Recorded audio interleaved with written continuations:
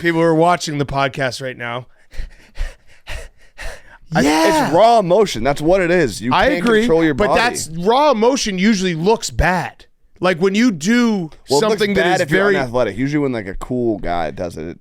When you do something that's very like animalistic, it's usually not a good thing. Yeah, the thing about it is it's the jumping into the double fist pump that looks awkward. The double fist pump, that's a cool move. Anybody can do that. But when you take like a leap into it and then in midair you start doing the fist pump, it looks a little weird. It needs to basically stay like you're using shake weights. Yeah, where it's like a almost a flex in a double fist pump, but when you go like that. Yeah. On today's Pardon My Take, week 4 of the NFL. Victory Monday on this side of the desk. Feels good. We're going to do fastest 2 minutes. We're going to break down every game from Sunday. There was some awesome football all weekend long. And then we're going to do Who's Back of the Week to send you into your Monday. And it's all brought to you by our friends at DraftKings. TD, Tutty, take it into the house, in for 6, whatever you call a touchdown. One thing's for sure. Touchdowns matter more at DraftKings Sportsbook, an official sportsbook partner of the NFL. On the ground, in the air, from the special teams or defense, we don't care how they score them. We want to bet on touchdowns, and DraftKings Sportsbook is delivering. Ready to place your first bet? Try betting on something simple like picking a player to score a touchdown or how many TDs will be in a game. Go to the DraftKings Sportsbook app and make your pick. Ready to do a touchdown dance of your own. New DraftKings customers bet $5 to get $200 in bonus bets instantly. Score big with DraftKings Sportsbook, the #1 place to bet touchdowns. Download the DraftKings Sportsbook app. Use code TAKE. That's code TAKE for new customers to get $200 in bonus bets when you bet just $5. Only on DraftKings. The crown is yours. Okay, let's go.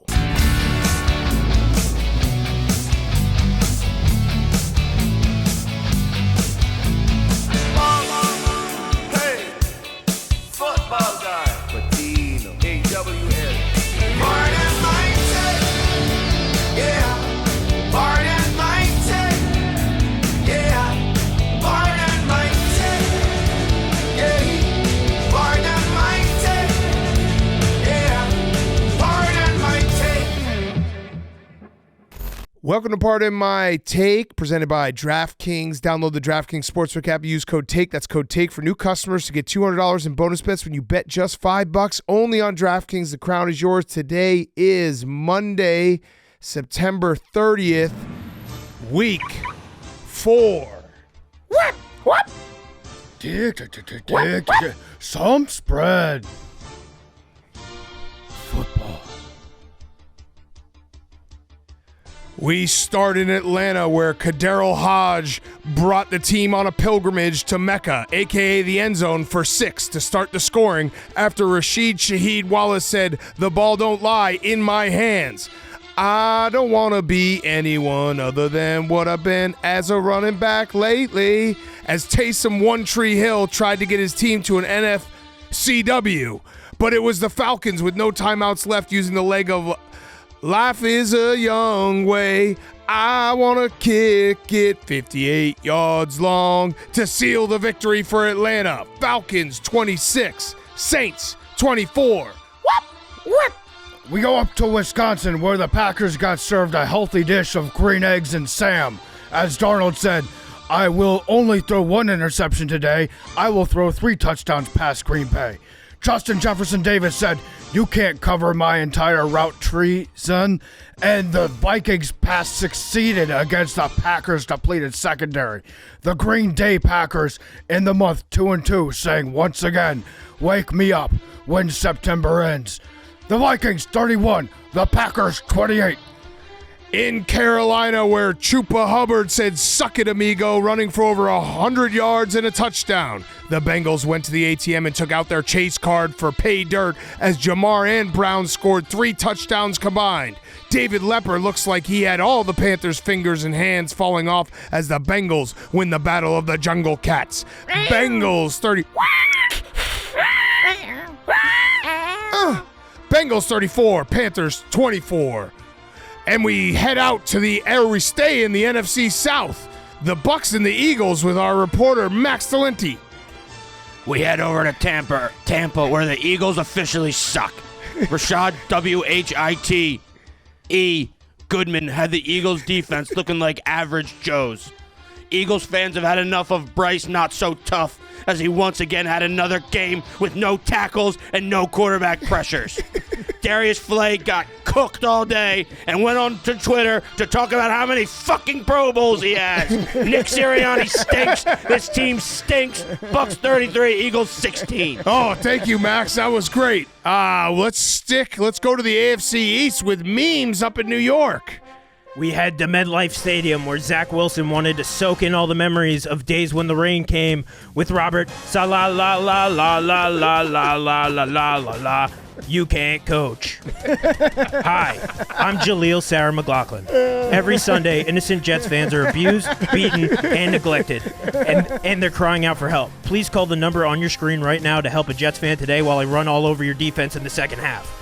Alec Lazard Baldwin needed proof that his gun was fake, but the refs didn't believe him, while Greg Sirloin was overcooked, leaving fans with a bad taste in their mouth. Broncos 10, Jets 9.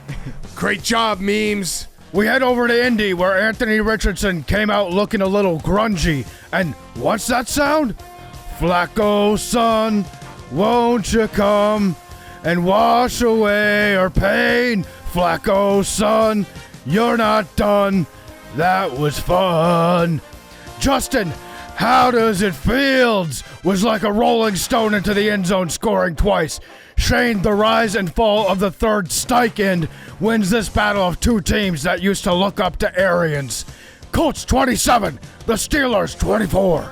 In Chicago, where Calibral Williams and the Bears offense got swift-boated as DeAndre had 16 John carries for 93 yards and a touchdown.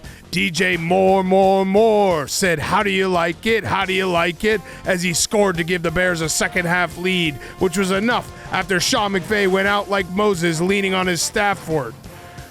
Bears 24, Rams 18. I should have said Stafford. Or Bears 24, Rams 18. Out west in the afternoon. Henry Lockwood. We go down to San Jose. Jake Mad-Eye Moody. Oh, wait, hold on. I don't think you got the throat for that, He's Hank. okay. He's okay. Power through, Boom. Your throat's not built for Come on, it. Boom. Jake Mad-Eye Moody showed he had aura in the first quarter, knocking down 2 field goals to get the scoring going. Fred Kurt Warner bagged an interception clean off the bone of a Jacoby Brissett throw, and he could go all the way for a defensive touchdown. Brock of House Purdy knighted Sir Gregor Clegane Kettle with a mountainous dime in the fourth quarter in the end zone, and the quarter of the end zone, quarter. And Jordan Mason Ramsey, yole, his way into the end zone to cap off a 30-13 victory for the San Francisco Super 49ers. Great job, Hank. Down to Arizona, where Jayden Danielson took on Cobra Kyler Murray as Mr. Jeremiah McNichols swept the leg with 2 touchdowns. Bobby Wagner Group might be a mercenary, but he helped the commies put a poot in their ass. Cliff King's Memberberry, remember when he coached the Cardinals? Remember that? And then he put 42 on their head? Because I remember. Commanders 42, the Cardinals 14.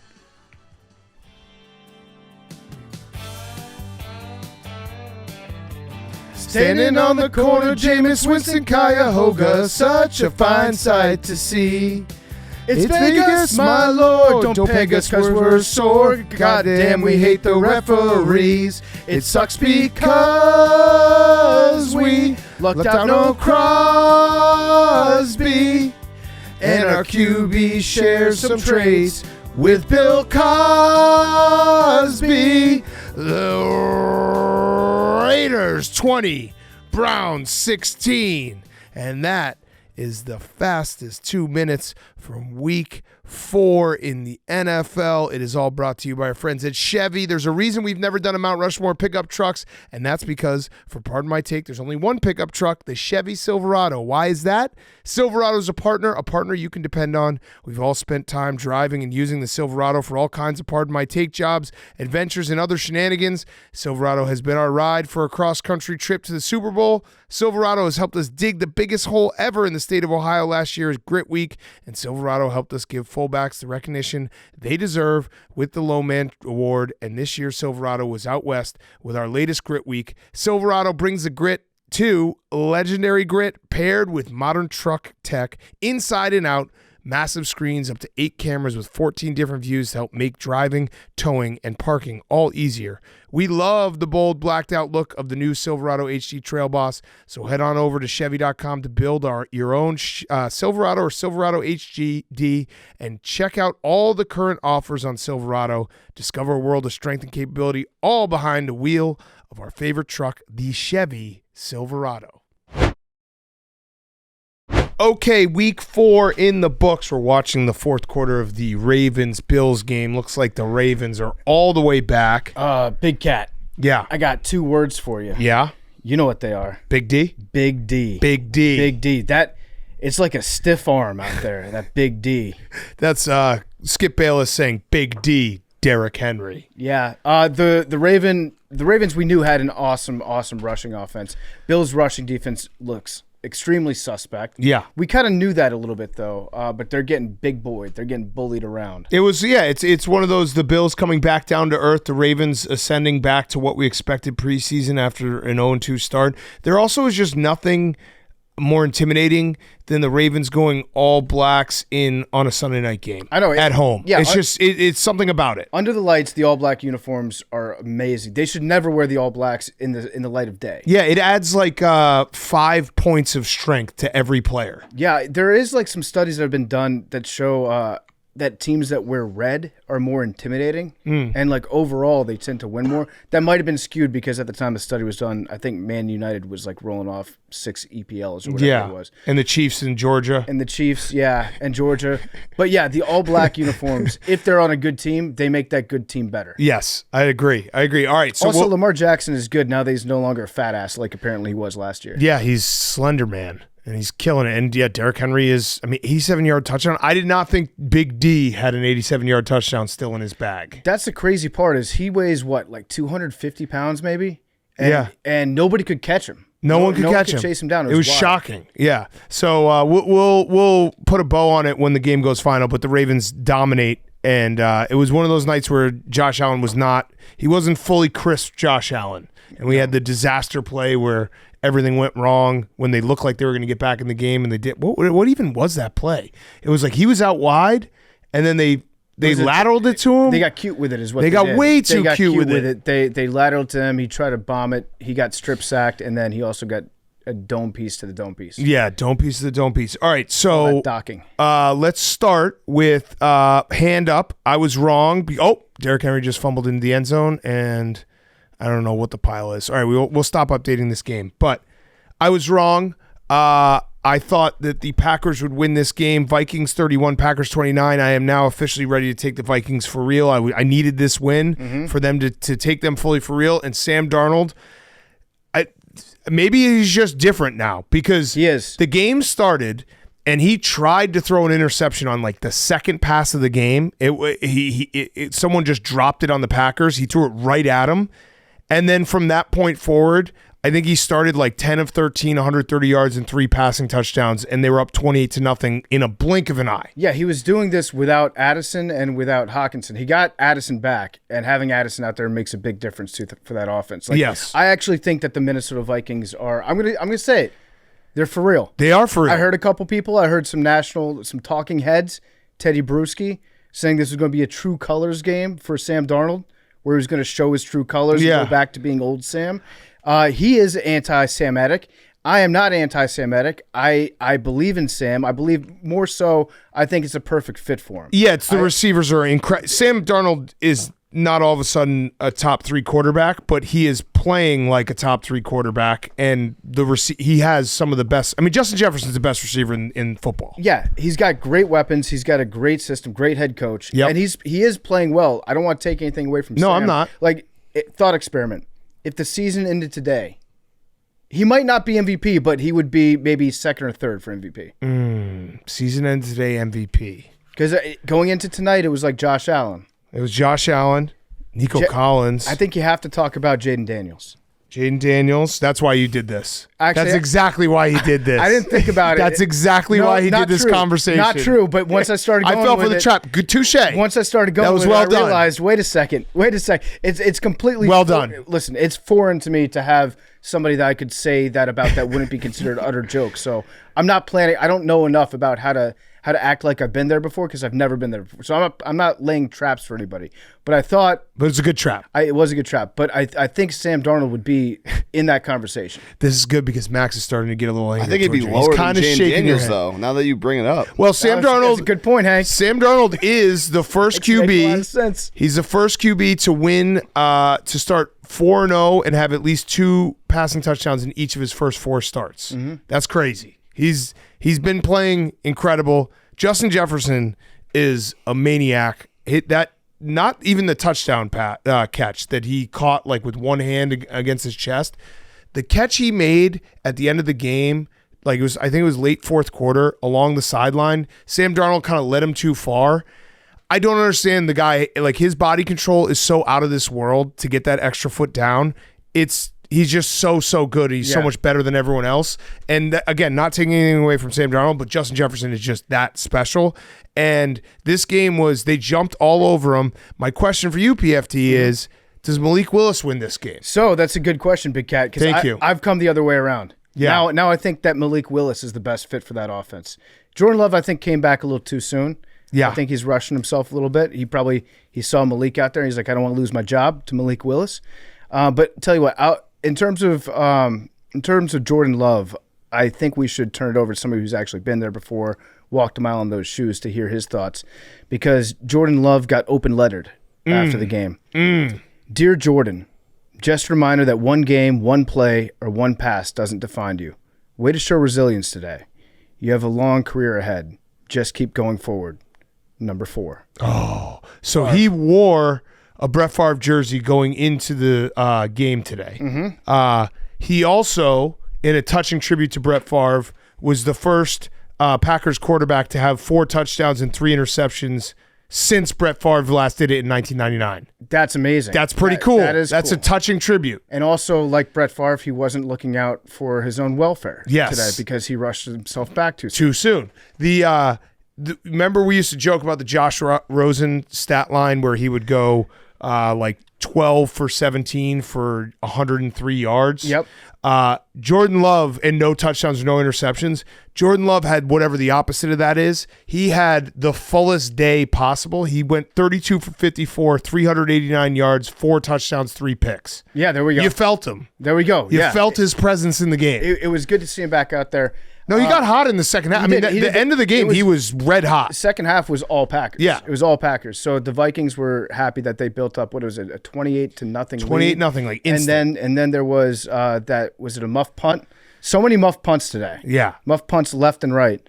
But at the end of the half, the Packers got a score, and then it was all Packers after that. Shout out Matt LaFleur, who actually did the correct thing and went for 2 down 14. Yes, he was big on the math today. So it was a closer game than we're probably making out to seem. But I still think that Sam Darnold, he's a big reason why this Vikings team is where they're at. They have probably the best weapons I agree. of any team in the NFC. But also he's done a great job. And there's something about a quarterback that has to go through such absolutely shitty situations where when they finally get to a place that's steady, they just love it so much more.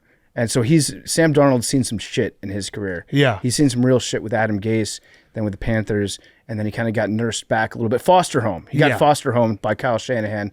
Now maybe he's got his forever home.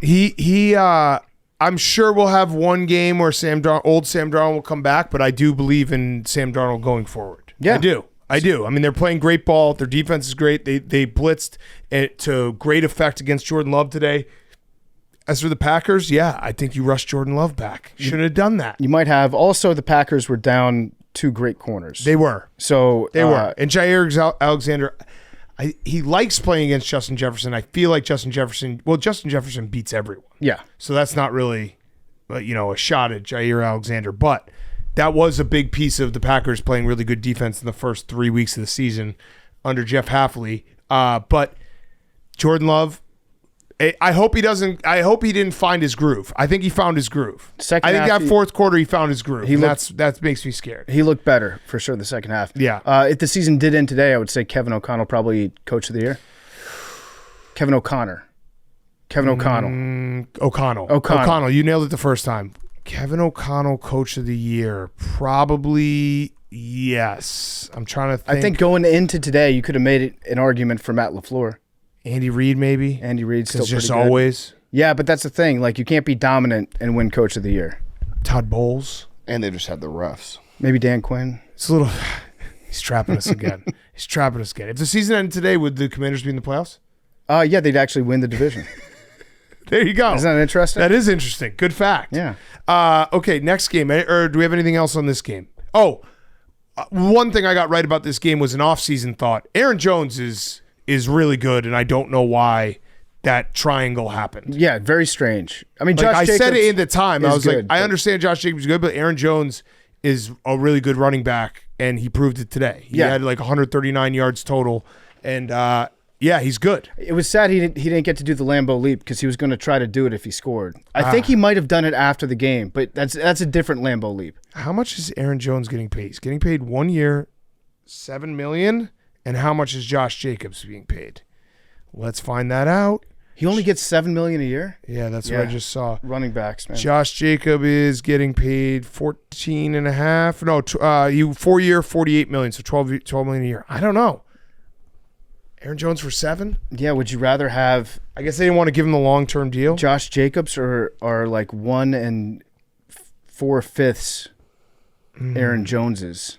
Yeah. Tough call. That's why we're not. Aaron Jones is 29 years old, so that does complicate things. Like you can't. Yeah. I think that was part of it. Is Josh Jacobs is 26. You can give him a 4-year deal that you could probably cut him after 2 years. Aaron Jones, he probably wanted more years, and that's hard for a 29-year-old running back. Yeah, I still think. I mean, Aaron Jones was good last year. He's been good in Green Bay his entire career. Yeah. Okay. Next up, Falcons 26, Saints 24. This is a game the Saints are really, really going to be kicking themselves if they're sitting outside the playoffs at the end of the year because they held the Falcons to 0 offensive touchdowns and still lost 26-24. Yeah, It's tough to do. The last time that a team lost a game when they scored 24 points or more and gave up 0 offensive touchdowns. Any guesses? Never. No, it's happened. It's happened before, but the last team that did it was in 1983. You have to go all the way back to 1983. And it was the Saints. Oh. It was also the Saints. The Aints. And we've got a new big stats are for losers guy. Okay. Raheem Morris dropped the stats are for losers on the press after the game. They asked him how come Kyle Pitts didn't get involved at all, which he didn't. I don't think he had a single reception. I don't think he had a single yard. And he said, in my opinion, stats, they're for losers. I honestly think, I love that, by the way. We always need more stats are for losers coaches out there. I think that you could convince me that somehow Arthur Smith's game plan was left in Raheem Morris's office this morning, and like there was just an old game plan from last year that he picked up because Bijan only had 2 rushes in the second half. Yeah, and Tyler Algier had 8. Yeah, Tyler. They said it was a hot hand with rocks, so they kept going to him. It was seriously like last year's Falcons. It was like, what is happening right now? I was starting to buy, and the Falcons won this game, but I was starting to buy into the Falcons are fun. This is different than last year. Like this is going to be a lot of fun. It's not going to be a bummer. Kirk Cousins is a significant step up from Desmond Ridder. But yeah, I was like, what's going on? Their offense just didn't look good today, but special teams and a pick 6 did it for him. I can guarantee and Young Hoku. If Desmond Ridder played this game, they would have lost. Yeah, I'd agree. He probably would have screwed it up more than Kirk Cousins did. I mean, is he on a team? Is he on the Cardinals? I think he was, but then I don't think he made the roster. Did he get cut? I think he was. That's never a good thing. No, he's on the Cardinals. All I want to know from the Falcons, where was this performance? Where's this defense during Arthur Blank commemorative cup night? Yeah, seriously. Well, it was there. The Chiefs just stole it from him. You can't show up for your owner on commemorative cup night? This is a ball bounces game for me, where ball don't lie. The Chiefs game, the Falcons probably played to a level they should have won. Mm-hmm. This game, the Saints probably played to a level they should have won, but the Falcons won it, so it kind of evened out. But now, who would you say? So Bucs are obviously 1. Yep. and they just played, but who going forward, you believe in the Falcons more than the Saints? I tend to think that. I don't know. I think they're very, very even. So when this game is played in New Orleans later on this year, I think the Saints, right now the entire series between these two teams, it's now 56-55 for the Falcons. Perfect. So life finds a way. I feel like the Saints will win the next one. But they're very, I don't want to say they're similar teams, but I think they're equally sneaky lucky good. Let me throw this out there for you. Saints hot start, looked awesome. Have to compliment the 2-0 the way they did it. Mm-hmm. Bryce Young, Panthers, maybe one of the worst teams of all time. Mm-hmm. Bryce Young Panthers. Different team. Not Different Andy team. Dalton Panthers.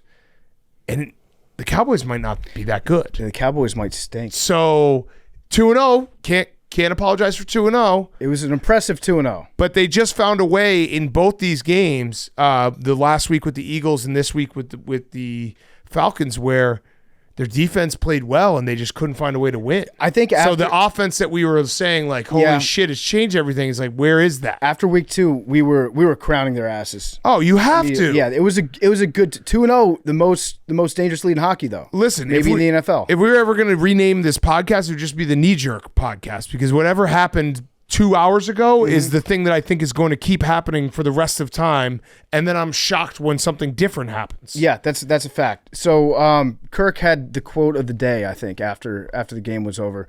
They talked about the rivalry. It was his first experience in a Saints-Falcons game, which I saw like 4 or 5 videos of fights in the stands. Yeah. These were different fights. Yeah. There was head stomping going on. Yeah. There was like some brutal shit. That might have been Falcon on Falcon crime, though. Well, you also have to remember that now that Arthur Blank's name is up in the rafters, you have to put on for your owner. You got to He's watching. You have to defend that house. God is watching. Yeah. Arthur Blank is watching you fight and try to bash someone's brain in the 300 level of the Mercedes-Benz Dome. Yeah, so they asked Kirk Cousins about the rivalry afterwards, and they said, did you hear them when they were playing swag surfing? Yeah. And Kirk said, yeah, they're playing that song about the swag, the surf. I was like, this is pretty sweet. It's exactly what I expected. Yeah, perfect. Perfect answer from Kirk Cousins. There should be a travel show where Kirk Cousins just gets to experience like Atlanta culture and just watching him do it. Yeah. I would watch that every day of the week. Listen to Magic City. Who do the Saints have next week? Let's find out. Let's play Whose Line Is It Anyway. Can you give it to me, Hank? Can you give it to me? You got it? Who do they got? Hank, you should just be on constant They have Whose Line Is It Anyway duty. the Chiefs. Oh. Where? Oh, wait. No, they might have a bye. Oh. Their next game Where? is against the Chiefs at Kansas City. I forgot we have buys. No, it's We're gonna do Monday, buys. October 7th, bro. Yeah, Monday, October 7th, bro. Come on, bro. Bad math. At the Chiefs. Yeah. Saints at Chiefs. Chiefs minus 5. I'm going to say Chiefs Ooh, 4.5. 6.5. Final answer? 4.5. It is Chiefs minus 5.5. All right. I am actually surprised. When I said 6.5, I thought to myself, that's too high, you dummy. Mm-hmm. But I would think that it would be lower than that given the injuries for the Chiefs. That's why I went 5 to 4.5. Yeah. Okay. The model. Our advanced analytical model in our brains. Knowing these two franchises, I'm just going to take Chiefs money line. Just let the chips fall with it, man. It feels like Saints might cover, but Chiefs money line. Yeah, I don't think I can picture the New Orleans Saints playing in Kansas City. Has that ever happened in the history of the NFL? There's so many matchups that you obviously know, but this one is one where it's like, wait, this doesn't make sense. Yeah, like have the Jaguars ever played the Giants? No. In London. Maybe, yeah. In London, yeah, for yeah, sure. For sure. But yeah, the Saints at the Chiefs. I'm trying to think. There's a game. Can you find it? 2016 was the last time. Whoa. Long Okay, time. well, I guess that makes sense. That's probably as long ago as it's possible, yeah. Yeah, I shouldn't have acted surprised. That's exactly how schedules go in the NFL. Every 8 years you play at the other team's stadium. Yeah. Okay. Next game. What do you have, Hank? You had something for us? No, you're right. The 8 years. Cause Wait, 2016. they also won in 2000. Who were the quarterbacks? Was it Alex Smith and Drew Brees? Yeah. Yeah, that was easy. Drew Brees, Dumb. Alex Smith. That was a dumb thing to say. Okay. Next up, Bears 24, Rams 18. Bears might be back. Congratulations. Thank you. Felt good. Yeah. I'm going to agree with you, Big Cat. The Bears' offensive line is bad. Yeah. It's bad. Really bad. So Caleb, when he's dropping back to pass, he is having to make a decision within like half a second. It's of whether pretty he's insane. going to have to run backwards, get rid of the ball earlier, or maybe, just maybe, they're going to hold up for enough time for him to hit somebody in a slant. It's pretty crazy. He had a clean game, no interceptions, had some really nice, the throw to DJ Moore was awesome. The throw to Cole Kmet over the middle was awesome. He's 69% completion percentage the last 2 weeks. Moving forward, 93.7 rating. My big thing is apparently during the week, players had a basically intervention with Shane Waldron and said you have to be more aggressive. Good. Caleb Williams, Mercedes Lewis, I think Cole Kmet was there. Be more aggressive. They had to have that with their coach? Their offensive coordinator, yes. Yeah, it's good times. Yeah. Hey, listen. You have negatively affected my career in the following ways. Here's the thing, Hank. Put it into perspective, okay? This is all about perspective. Our offensive coordinator hasn't had to leave the team and be fired / resigned from the team, and then there's reports that the FBI is staking out his house, which happened last year with our defensive coordinator around this time. So these are baby steps. He's still here. Because I was about to say that That's kind of a bad thing, though. No, it's a good thing. You want him. I do want him gone, but I'd rather our coordinators not have to resign and be suspected of crimes. Big Cat doesn't want to have guys in windbreakers walking into him house. out on a crime, you would probably take it. Yes. Yes. I assume that depends on what kind of crime. Yes. Also, yes. Mm-hmm. He put me under the gun there. Yeah. That wasn't fair. But yeah. Because I was about to say, I'm glad they had the intervention because I think that Caleb might be reaching the point where he needs to just like take bad play calls and be like, fuck this guy, I'm not running this play. He did that a couple times today, yeah. As a rookie, it's hard to reach that place, especially he wants to be like a good quarterback. He wants to be somebody that's easy to work with, so he probably doesn't want to fuck with anybody right off the bat. But it was so bad at the start of the season that he, at some point, needs to say, like, we're not going to do what this guy says. They actually do give him, like a lot of autonomy at the line, and he's calling stuff and getting out of stuff. The other thing is the Bears actually could run the ball today. DeAndre Swift, turns out to make DeAndre Swift good again, we just had to have an entire week of the entire internet saying the guy fucking sucks. Yeah, bullying works. He got Reggie Bush's Heisman back, and now DeAndre Swift is running to open daylight. Yeah, he had more yards today than he had weeks 1 through 3 combined, and he had a nice touchdown run. Also, Shane Waldron realized that, hey, this is what I say, baby steps. He's learning from his mistakes. Last week when we had the abomination of goal line where we did a pitch play to the short side on 4th down and we ran everything out of shotgun and wildcat, this week we actually ran from under center with our backup center running as fullback and Roschon Johnson, who's a big back, running at running back, and it worked. That was an awesome block, by the way. That Doug Kramer took him out. Is he from Chicago? I think he might be from the Chicago area. Yeah, I mean, he was like, he doesn't get in unless there's kneel downs. He's like, I fucking just want to help the team. Yeah, he looks like a lost. He's from Hinsdale. He looks like a long lost O'Doyle twin. Yeah, just a big dude with a big round face coming at you downhill. And I think the key to DeAndre Swift is don't make him change direction in the backfield on a cut. If he can be hitting a hole, going like straight in a perfectly straight line through a hole, then he'll just outrun and take better angles than everybody in the secondary. Yes. But don't ask him to like juke out at defensive linemen. Right. He can't do that. Also, the Bears had back-to-back touchdown drives today.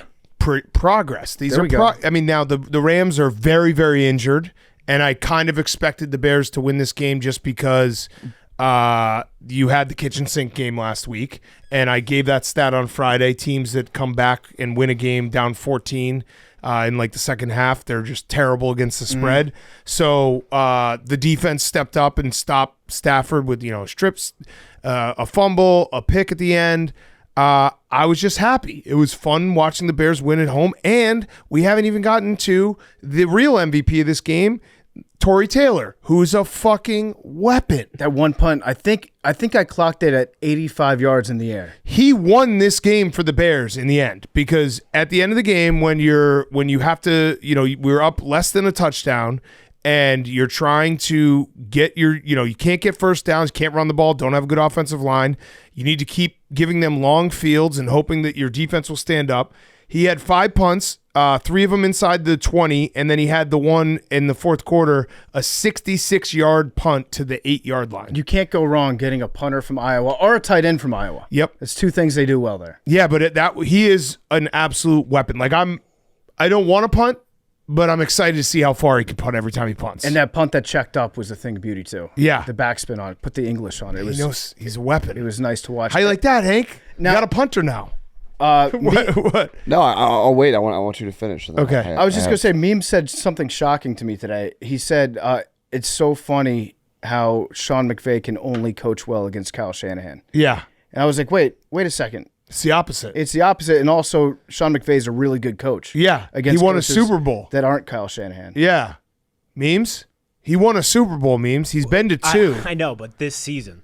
Oh, so Like, if the Rams' only 2 wins were against the 49ers this season, it would be very funny. but so you should have said small sample size PFT, Yeah. but it is funny that Sean McVay can only coach against Kyle Shanahan this season. He didn't have any more plays. He used all his plays last week. He used everything. The man was playless. He had no kitchen. He had everything but the kitchen sink. Yeah. Or no. Yeah. He could No, he restock took the sink out of the socket and threw it at him. He could restock. Sinks the go in kitchen sockets. Yeah. The only thing he had. Yeah. Sinks Hey, are you socket. plug in a sink? The sinks No, are socket based. I said that on Thursday. I got a lot of people like, fucking idiot. Sinks don't go in sockets. All the That's plumbers great. out there came after you?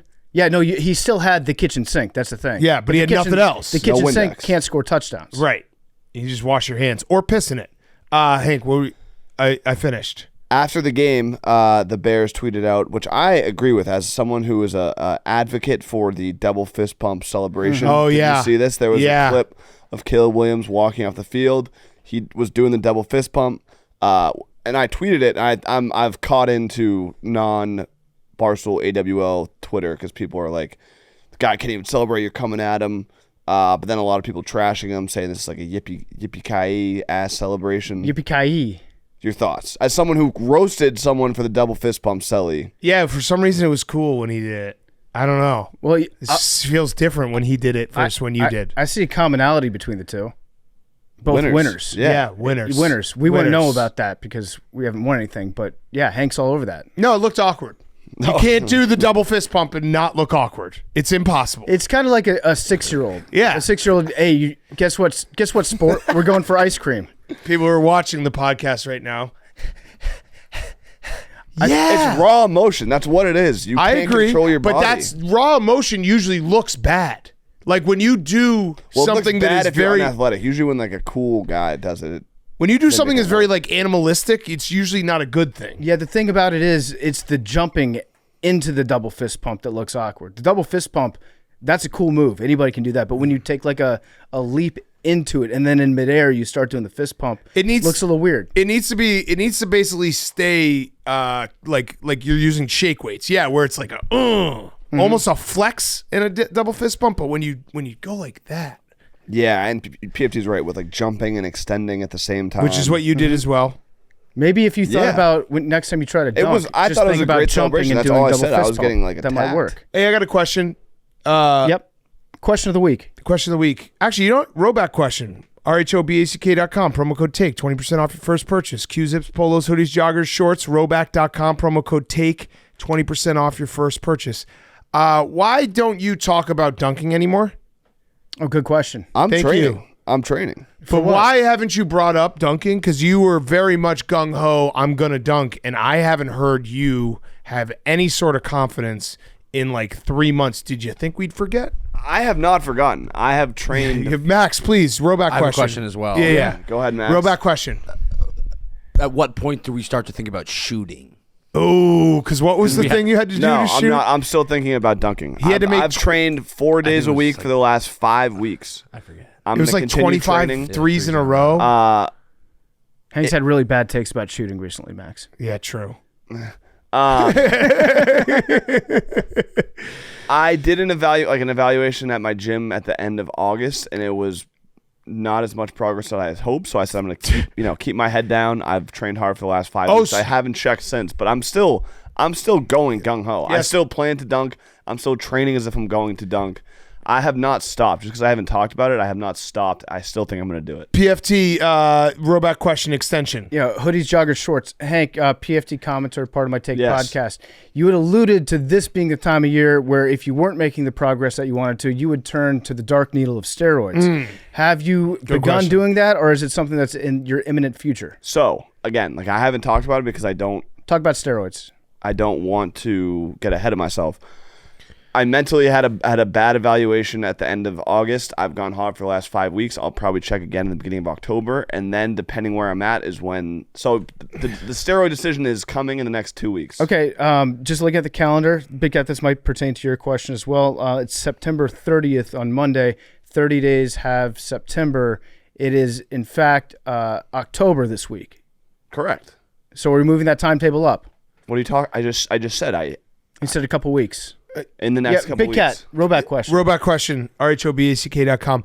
Henry, when you say the words, I had a bad evaluation, how far away are you from dunking? 6 inches. That's a big six. Yeah. 6 Wait, inches? 6 inches from dunking or 6 inches from the rim? 6 inches from dunking.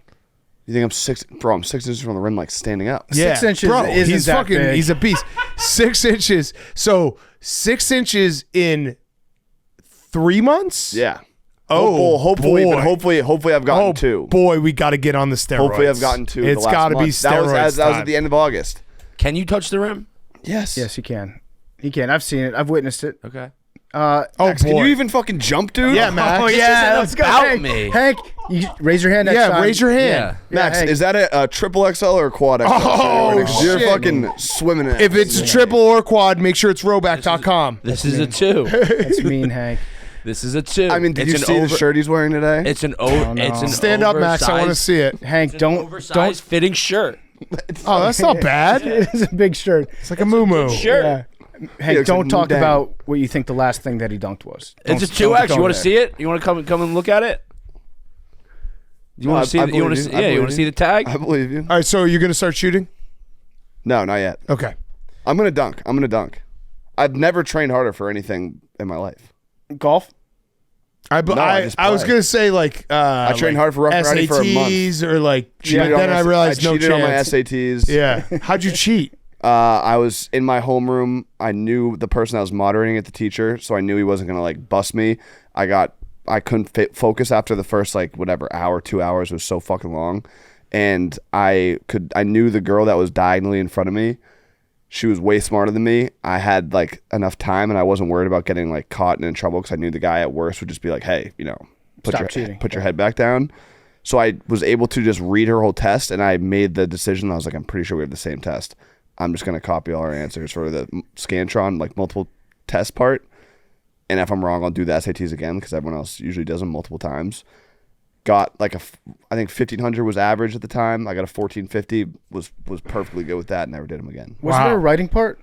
Yeah, but for the multiple choice, like I couldn't do it anymore, and I was just like was able to read all of her questions. I was like, I'm pretty fucking sure we had the Think same smarter, test. not harder. Yeah, When did they change the just kidding, Mom. Because by the I way. feel like, oh yeah, that's It was just I a prank. Just got And you. so was the steroids. Yeah, That was a prank yeah, too. Yep. Yep. It's all character. This is actually the Roback prank section of the show. All right. You just got gronked. That was our Bears. There's going to be people who are going to see the timestamps and be like, fucking talked about the Bears for so long. Actually, half of it was just steroids and Hank. It's a good win though. Yeah, it was a good win. Feels good. And we have some schedule. I'm not going to say schedule wins. It's hard to win in this league. But the Bears have some games coming up that they should potentially win, most notably Panthers, Jaguars, no longer Commanders, and then Cardinals, Patriots. So Yeah. 4 out of the next 5. Yeah, start They stacking them. should be able to. This should be a 3-2, 4-1 type stretch, hopefully. I think that's realistic. Yeah. Okay. Colts 27, Steelers 24. Joe Flacco. Flacco's back, baby. Flacco's back big time. Before we get to Flacco, who was good, big third down throws. Like Joe Flacco, just a third down, like 3rd and 10, give me Joe Flacco. Is Shane Steichen trying to get Anthony Richardson hurt? So what happened was he got injured the play before he got injured. He got injured with a hip oblique, came out for a couple snaps, came back in, and Shane Steichen was like, sick. QB run. Yeah, for a guy that gets a lot of credit being a great play caller, that seemed like it was like a little bit intentional. He came back in for a QB run, took a shot to the head. Was it a concussion that put him out? No, I think it was a hip oblique. The concussion after. Yeah. The second hit that he got. I don't know, but I think there might have been a conspiracy to have Joe Flacco in, which I'm for because Joe Flacco should be playing in the NFL. Joe Flacco said after the game, very funny. He said they asked if he thinks that Anthony Richardson thinks he's cool. He said, I'm 8 days older than his mom, so there's no way he thinks I'm cool. Yeah. Little perspective for you. I like that. Joe Flacco, in my opinion, he is cool. Yeah. Joe Flacco is the coolest. He looked good. He still has that arm. And if you're a Browns fan, what the fuck are you? The Cleveland Browns have run like Joe Flacco going out there and winning this game. Baker Mayfield being dominant at the exact same time. If you're a Browns fan, you're watching this early slate and you're like, what the fuck? Yeah. Why did we keep doing that? Why did we? And you have Jameis. Yeah, you got and Jameis. you have Jameis. But yeah, Joe right Flacco, there. like obviously the RPOs are big for, and Anthony Richardson's legs are a big part of his game. But in terms of the deep bombs, he's same thing. Joe Flacco. Flacco uncorked one today. It almost hit the roof. Yeah. I think it might have touched the roof. It was underthrown by like 3 yards, which was kind of the Joe Flacco special. He had a couple of those deep underthrows where you draw pass interference. But this one that he threw, it came down with a teardrop of God on it. It went so high up in the air and just arced down. It's a beautiful thing. He's aged like a wine. Yeah. It's beautiful. And it was tough for Anthony Richardson because he actually came out and his first drive was really good. Like I think he went right down the field on the Steelers and then got hurt. But I don't know. The Steelers like defense I talked about on Friday that I feel like we've maybe crowned them a little bit too early. They're very good, but they also played some not great quarterbacks. And now they have to play Joe Flacco. He won a Super Bowl. He's elite. He knows the Steelers. So in a weird twist of fate, Justin Fields, who I think has played well in the first 3 weeks, maybe not incredible, but the defense carried him. This week, the defense faltered, and Justin Fields had his best game. Yeah, there were some times when he did not look that good. He was like really, it was patchy for him. There were some times when he, like around the goal line, when he can just run and knock one dude over on his way into a touchdown. He's still very good at that, and he still can make more throws, I think, than the Steelers have seen recently. Yeah, I mean, he had 312 yards. Yeah, but there were some stretches of the game where it looked a little bit dicey for him. He was like double clutching a lot, big wind up, taking too much time in the pocket. But overall, he was not the problem today. I think the Steelers defense, I want to be careful with how I say this because we like TJ Watt, and he's a dominant player, one of the best defensive players in the NFL. He loves to just go immediately to where he thinks the quarterback's going to be on a 5-step drop. Yeah. Like he leaves a pretty big gap there sometimes that you can just exploit and run through. Wow. JJ is going to I said this to Jersey Jerry. I said No, JJ Watt. Oh, JJ Watt. Say you don't know ball. 2 JJs He's are going to come say, after yeah, him. you're going to get double JJ. Listen, I can take on JJ Watt, maybe not Jersey Jerry if he's pissed off, but TJ, he leaves a big gap there sometimes. Yeah, I think he bought a gun. JJ Watt? No, Jersey Jerry. No, he did, yeah. He's got a red dot. Put a red dot on it. He's got the red dot going. Yeah. Also, so one of the weirdest things to just walk in and him just being like, "Yeah, I got a gun." Yeah. Okay. He was like, if I just showed it to Jack on a stream, you think I'd get suspended? And I was like, yeah, maybe. I'd rather not have a handgun on the stream. Yeah, but he's got a permit, so it's all good. Also, George Pickens had one of the dumbest fumbles I've ever seen. He just kind of twisted around and he kept the ball outstretched for no reason. It got knocked out, easy fumble. He also extended the ball at one point on like the 25-yard line as he was being tackled. Yeah. He'd already gotten a first down by a significant margin, by like 5-10 yards. And he extended the ball to get like an extra yard in the open field as he was being tackled. Yeah. With Pickens, he also had a bad drop, but it's reached the point where I would not be shocked if at some point in his career George Pickens made like a one-handed leaping grab, got turned around midair, sprinted the wrong way, scored a safety, and then got a taunting penalty celebrating before he realized it wasn't a touchdown. I wouldn't put it past him. He just does crazy shit every week. He's fun to watch, and he's an insane talent at wide receiver, but this guy is nuts. Yeah. So do we think the Colts are going to roll with Joe Flacco for a while? They might be. Listen, Joe will. I said he's like a nice wine, not in that he's aging, but even if you don't like whites, you have to admit he's cool and he's refreshing. Yes, he's very refreshing. Yeah. I would like to have Joe Flacco play a little bit. Maybe get the Colts to play. What if Joe Flacco just like the last 3 years of his career, he just goes to random organizations and takes them to the playoffs? That would rock. Are we going to have a Andy Dalton, Joe Flacco matchup at some point this season? Let me look. I do not think so. That would have been awesome. That would have been so good. That would have been. That's basically like we're just going in a time machine. Yeah, at that point, that's an excuse for us to be like, we're not old. Yeah. Joe Flacco and Andy Dalton still going at it. Yeah. Throwback. Yeah. We're just watching 2012. 2013. Russ was dressed out again. And he was not active. Wearing eye black. Yep. He wore the eye black on the sidelines today. Russ is just that was the only thing I was happy for Justin Fields is like they lost the game, but it was not his fault. Mm-hmm. So they didn't have to, like the Russ stuff doesn't start happening because Justin Fields is better than Russell Wilson. He is. I think so. Maybe Russell Wilson, you could make the argument better pocket passer at this point, but even still, we saw it in Denver. It wasn't. You can't throw it over the middle of the field. I think Russ. Justin Fields can't all the time either. So Russ. I'm making the opposite case. He might get a chance to start at some point in the not so distant future, just as a spark, because I feel like the Steelers they win games on defense. They win games by not turning the ball over. And if you have a real bad offensive performance, you might just want to see what the offense looks like with a different person there. Yeah. And I don't think you could get a more different person than Russell Wilson compared to Justin Fields. So I think there's a chance he gets out there. And if he doesn't, he might end up being like just the best investment of all time for the Steelers, where you sign him for $1 million and then you can trade him to a team for like a 4th-round pick. Remember, he took a discount. Yeah. Yeah, even though he's getting paid a ton of money from the Broncos, and that was the best deal that was given to him. Selfless guy. Yeah, team first. Mm-hmm. Team first guy.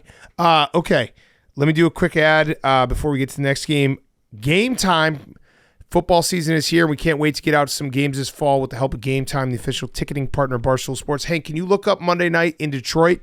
You know how much we love Game Time now with their brand new Game Time Picks feature. They're making it even easier to get to a game. Game Time Picks filters out the fluff to show you only incredible deals on great seats so you don't have to waste time searching through thousands of tickets. I was looking for tickets for Monday Night Football. The Lions. Hank, what do we got? We got $132 to get in the building. $132, get in the building. Sit with Sprinkles. Sit with Detroit. Well, Sprinkles hasn't been there. Detroit Don, super fan. So just pull up your chosen event and turn on the GT Picks setting at the top of the screen or browse the best local Game Time Picks deals near you on your Game Time app homepage. What are you waiting for? We're going to buy those tickets to Detroit Monday Night Football with Game Time Picks. Download the Game Time app today. Use code PMT to easily score great deals with the new Game Time Picks. What time is it? Game time. We're also brought to you by our friends at Supercuts. Supercuts knows what you think. It's quick, cheap haircut you can get almost anywhere. Well, you're right about quick, but Supercuts is not that cheap. Not a bargain basement chop shop like some discount options out there. Supercuts just happens to have 2,000 reputable salons full of trained, proficient stylists who give great haircuts at reasonable prices. In fact, if I were to ask you to imagine a brand that was visited by nearly 25 million people last year with a satisfaction rating of 96%, what brand would come to mind? Would Supercuts? Probably not, but it should. Supercuts is super convenient. Our salons let you check in online at a time that works for you at supercuts.com, or just walk right in. It's not your hair, it's your call. Find a salon near you at supercuts.com. Supercuts, real smart hair. Great place to get your hair cut, and very quick. Okay, Bengals 34, Panthers 24. Are the Bengals back, or did they play the Panthers? I think the Bengals might be back. I don't think the Bengals are back. I think they might be, but it's the Andy Dalton Panthers. Yes, but the Bengals defense is not good. Very suspect. And I think Trey Henderson got hurt. He got a stinger. And Cam Taylor-Britt gave up another touchdown where he looked like he was diving as Deontay Johnson scored a touchdown. Nice to see Deontay Johnson. Like, he just needed Andy Dalton in his life. He's doing some work, yeah. The Bengals offense is elite. The Bengals defense is a problem. I have to think Lou Anarumo is going to figure it out. Does he have the guys? Sometimes they say it's not Jimmy's and Joe. It's not X's and O's. No, it's not X's and O's. It's Jimmy's and Joe's. Yeah, they don't have the Jimmy's and Joe's right now. They're missing a lot of guys. They're missing a lot of Jimmy's and Joe's. That Jamar Chase touchdown was so fucking awesome. And then they can't touch him. He threw the ball to his dad in the stands afterwards. I like that. You saw Brock Purdy saying hi, Mom, afterwards. More players need to be like, hi, Dad. Yeah. Agreed. What were you going to say, Max? I have a question. Yeah. Do you want the Bengals to be good because you think you want to like justify the win? No, I want the Bengals to be good because I like Joe Burrow. Max might be on to something. I just wanted to ask that question. Is all. No, their defense is a problem. It's not. I mean, the Panthers had 375 yards. They were 50% on third downs. I guess what you could say for the Bengals being back is the first week the concern was that Joe Burrow's injury, that weird video of him grabbing the water bottle. You're like, he might still be injured. T. Higgins sitting out, Jamar Chase sitting out, all that stuff. That was a concern. That is not a concern at all. The Bengals could probably go toe-to-toe, like outscoring shootouts with almost anyone. Their defense is not what the Bengals defense has been in the past. Yeah, I just have to think that they'll get better at some point. Healthy? They'll get some guys back.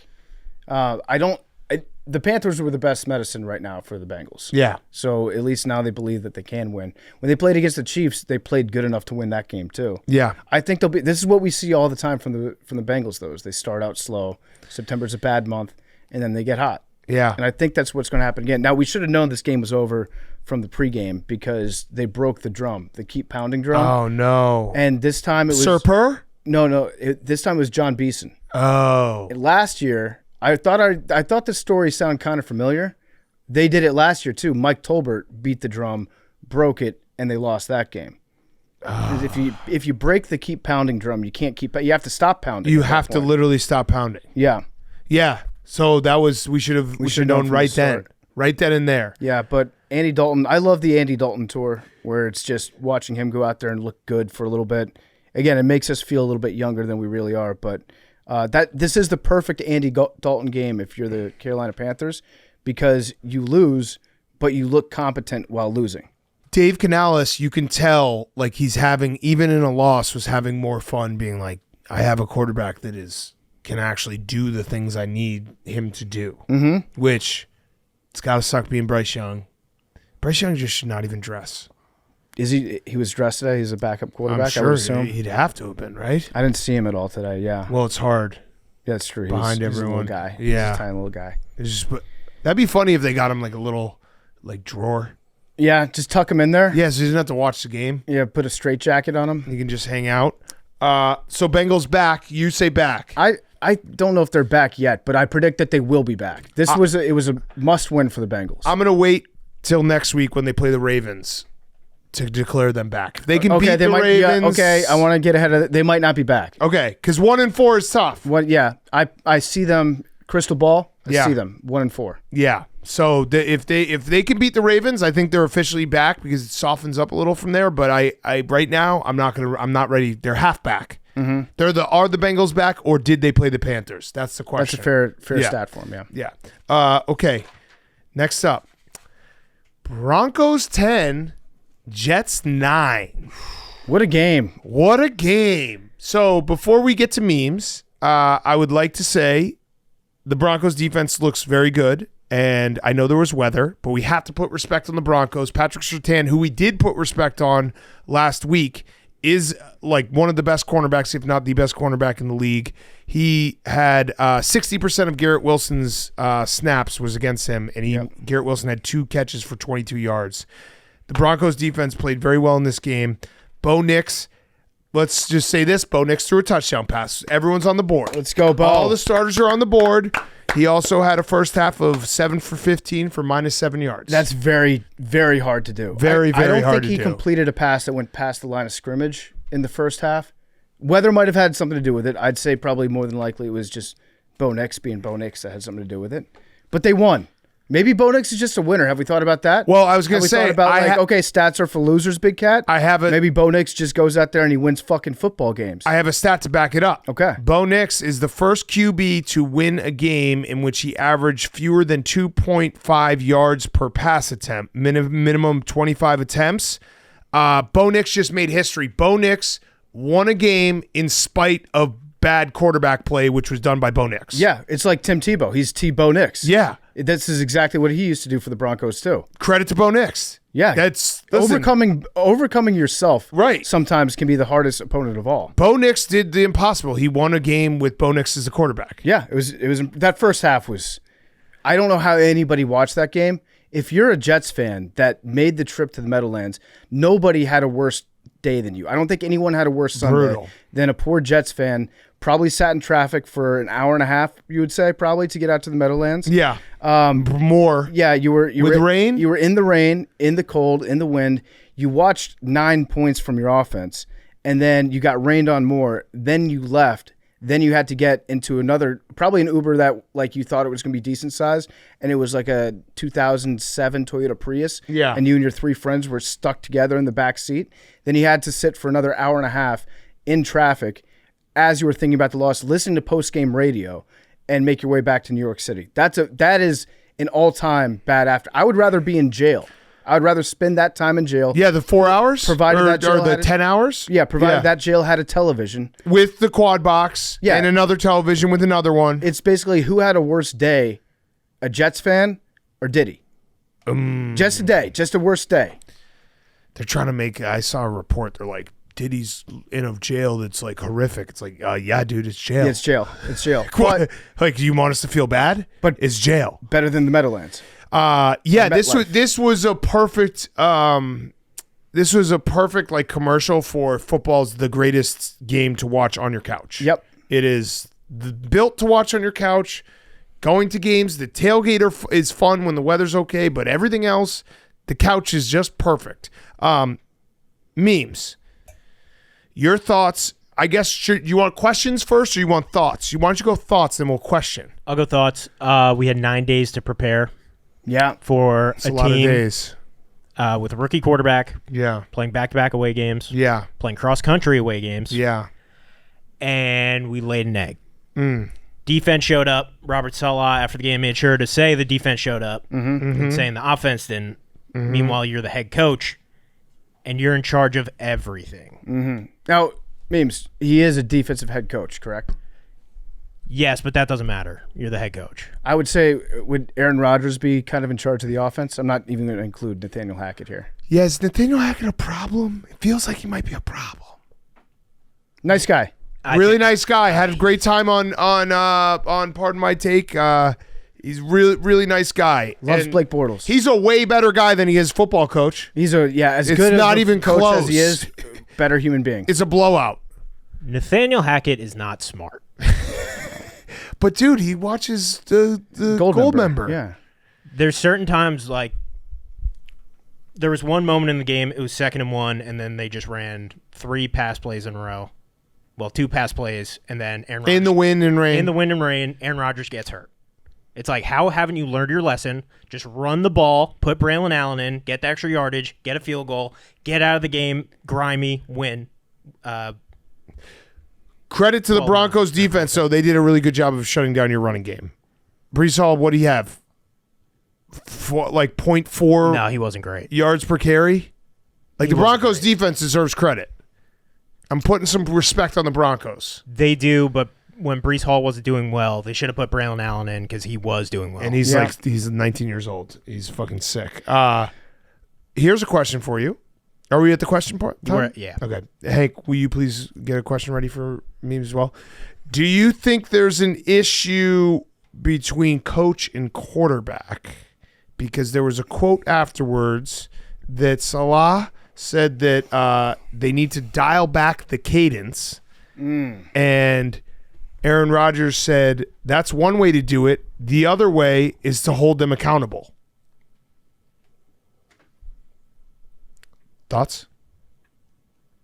There might be a slight problem, but I don't think there's a problem. So when I was telling Big Kid earlier that Caleb Williams should take that next step and just say, like, fuck this guy's play calling, I don't have a single doubt in my mind that Aaron Rodgers does that. Maybe every single play. Yeah. Nathaniel Hackett might not even plug in his headset. That might be why they might Aaron give Rodgers, him a dummy headset. It might be why Aaron loves Nathaniel Hackett so much, because he's like, I will overrule this guy on every single play call and he won't say shit. Yeah. They could have they probably have a headset. Nathaniel Hackett's on a headset with, like, he's just talking to no one. And they're like, yeah, go stand over there and call your game. And they're like, hey, Aaron, he still thinks he's talking to you. You just call the game. He's just got like Neo playing in his headphones, and he's out there like trying to call a game. Memes, I have a question. Yes. Yeah. Have the Jets posted the final score yet? I don't believe so. Oh, that's a no-no. This is back-to-back losses. Even the guy put the burrito up his ass. Did he? Yeah, I missed out on that. I saw it. It was very funny. I saw the picture. It was horrific. How'd it go up there? He just basically like held it in his asshole. And then he did and so he did that. He took the picture. He had a mask on. He had like a shirt on. And it was just his ass with the burrito up. And then the very next tweet was, oh fuck, my wife saw the picture. I'm screwed.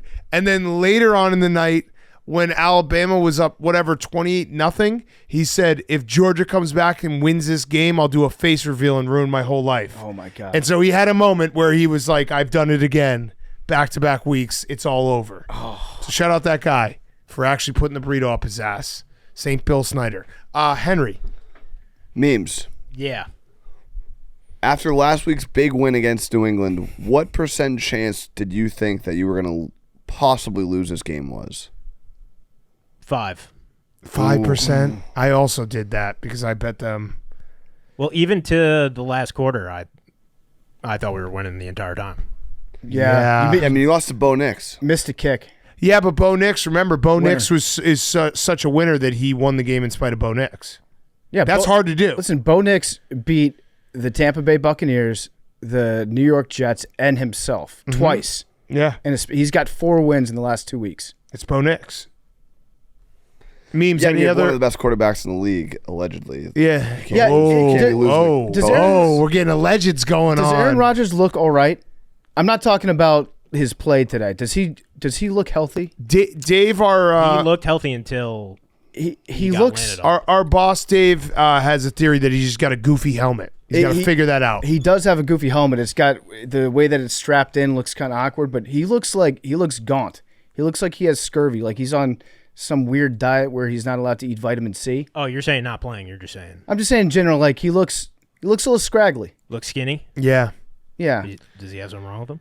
I don't know. doesn't. He's your quarterback, buddy. No, he's fine. Sure? Yeah. Okay. Good to hear. Also, memes. Explain to these guys what you're telling me about the taunting penalty. Ooh. Did you guys see this? No, but I'm already fired up hearing your tone of voice. So Ronald Torbert's crew is the fucking worst NFL crew in the league. It sounds like a narc. doesn't You it? know that you're a Jets Torbert. fan who's very mad about a No. game Once you see because this you're guy- saying Ronald It Torbert. becomes an Let me issue. start with Ronald Torbert. When You you know see the this ref's guy's name. face pop up on your screen, you're going to see him every 5 minutes for the rest of the game. Yeah. Okay. So the Jets are driving. Oh yeah, I know Ronald Torbert. Yep. The Jets are driving. I see. Play- There's the play last. inside of the 20. We're watching it now. He does a casual point. The ref runs over to Ronald Torbert and does this. Double points. Double points like he was just shooting guns into the air. 15-yard penalty all the way back. Also, this TV's not on. I don't know if you thought the TV. Wait, can we the see it? monitor in here Yeah, was can you on. turn that on? I want to see the double point. I just searched Ronald Torbert to see what he looks like, and one of the first tweets I saw was per TMZ NFL official Ronald Torbert is dating A-list actress Margot Robbie. So good for him. Wait, that's got to be a joke. Yeah, no, it's a big time joke. Okay, all but right. it's very funny. It's a very funny joke to tweet out. Yeah. So what happened? He's basically Mike Tirico. He looks like Yeah, Mike Tirico. yeah. I'm familiar with old Yeah. Torbs. He's dating Margot Robbie. Yeah, so what happened was the receiver still bullshit. did the double guns after he tossed the ball up, and then the side judge or whatever ran up to Torbert and was like, Torbert, he did the double guns. Penalize him. You can't do the double guns. Yeah, we're in the greater New York area. You can't do that. Yeah, they suspended Plaxico for less than that. So it was a bad taunting penalty to call, and we've been an anti taunting podcast for quite some time. Anti, yes. We think players should be able to taunt. I've got 2 solutions for it. 2 solutions, because we got to be proactive. We can't just complain about it. Solution number 1 is whenever the referee announces a taunting penalty, everybody in the stands, even if it's in favor of your team, has to boo. Like it's Roger Goodell opening up the draft. Yep. Everybody just boo the ref. Make them feel shamed. Second way to do it is if coaches start declining taunting penalties. Ooh. Start declining I all like the taunting that. penalties. A gentleman's rule. A gentleman's rule. You all do it together. If it's a soft-ass, bitch-ass taunt, decline the penalty and say, no thanks, we'll strap it up like men. I fucking love that. Yeah.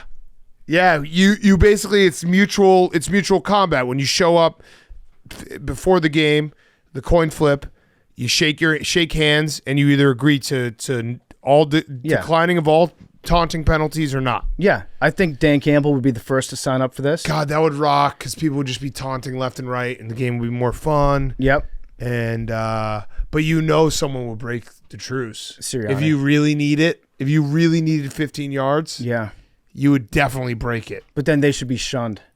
Yeah, absolutely. They should be shunned. They should be taken out of the coach's picture. Yeah, beat the fuck out of them before the coach's picture so they look like that MMA fighter. Yeah. Memes. So what's your panic level? Because this was supposed to be a win. It's supposed to be win. Panic's still not high, just unless we play in rain. Okay, so no rain for the rest of the year. No, but I also said that about Zach Wilson, so it's just the same. We're in the same. We're kind of in the same spot. We just need perfect weather conditions. Why don't they have a dome? Why don't you have a dome? It should. It's a swampy area. And it's also like you don't have. Jersey. That's not a remarkable stadium that has any type of. There's nothing it's new. special. It's new and it's also like void of any type of character. Yeah, no, I'm with you. They should get a dome and they should get grass and then just maintain it. Okay, I'm with you. You play the Vikings, who Sam Darnold revenge game. He already had that. But this one's in London. Nah, but he already had that. But with it's the Panthers. London Sam No, he Darnold had it. revenge game. It's technically a short week. Yes, it is Yep, technically a yep, short true. week. Robert Saleh sucks at preparing more than 7 days. Does it rain in England a lot? It does. Are they playing in a dome?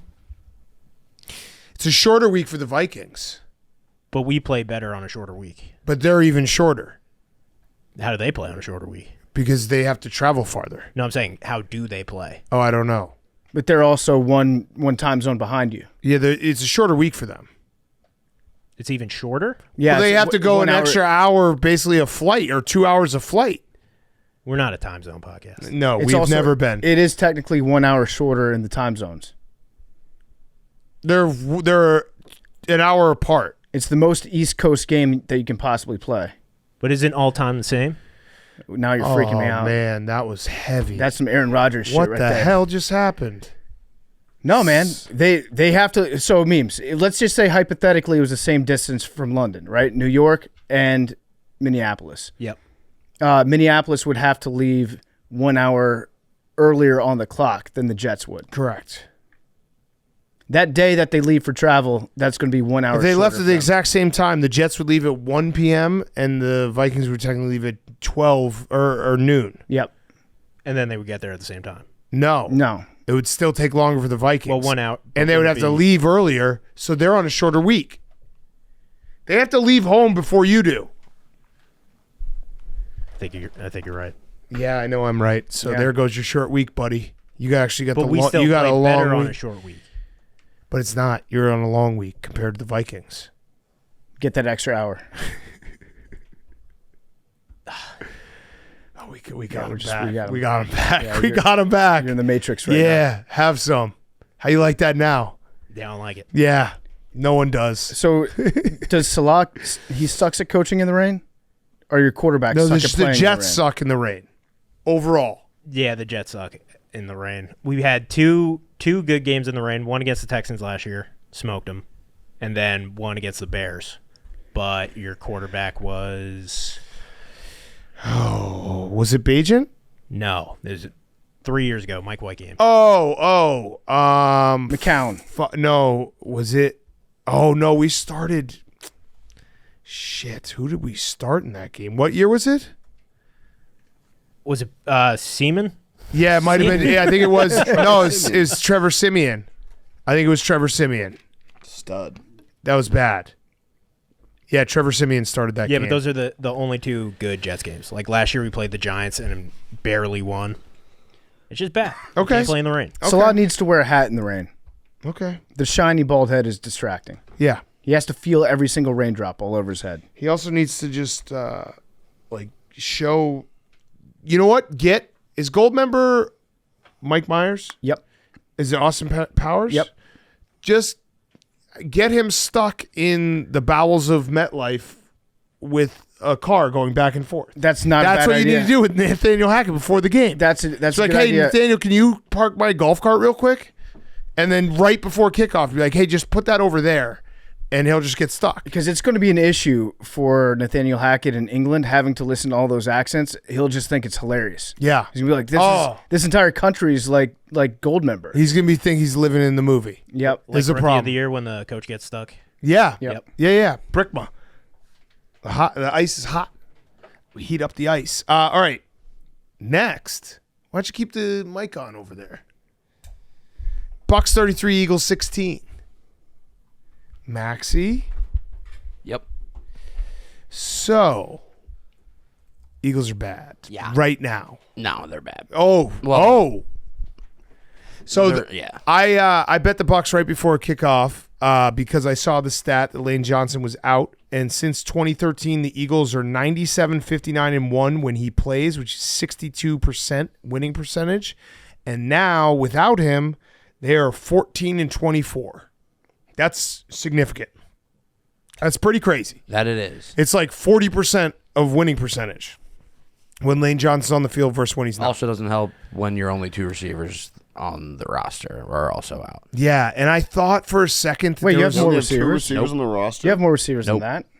You have. I'll name one. Britton Covey. Britton Covey. IR. Okay. Oh. I'll name another one. Jahan Dotson. Not good. Not a receiver? Not a worthy one. Okay. How much would you give up in a trade for him, hypothetically? If you were to, what do you think he's worth? A lot less than a third rounder. What about Dallas Goedert? He's good. Yeah. So you had that. Who else? Saquon Barkley got 12 touches. Okay. Wait, 12 catches? Touches.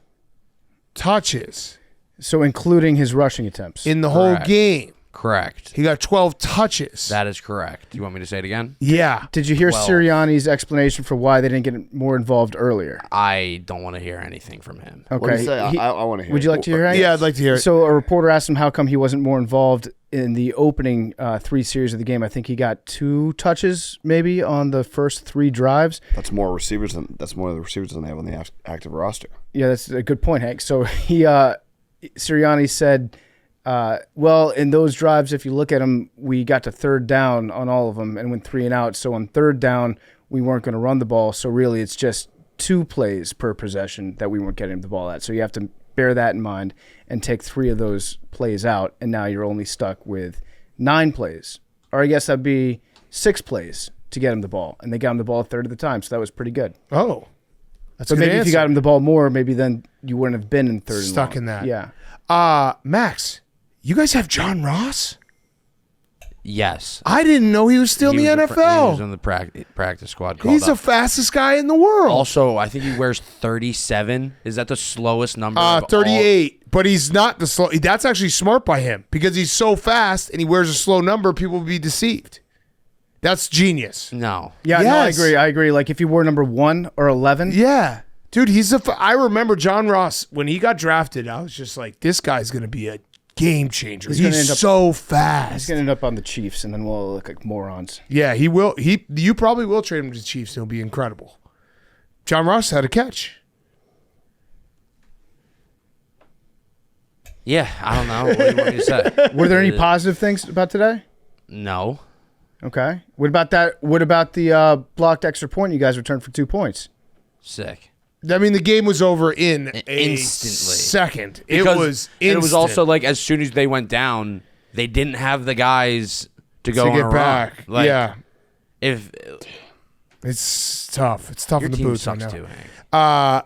Yeah, Baker Mayfield, nice bounce back from his game last week, and the Bucs. Baker was incredible. Yeah, he had a bad game against the Broncos, and he bounced back, and the Bucs look like they're still the class of the NFC South. I think there's a chance that Sirianni doesn't make it through the bye week. Oh no, is he sick?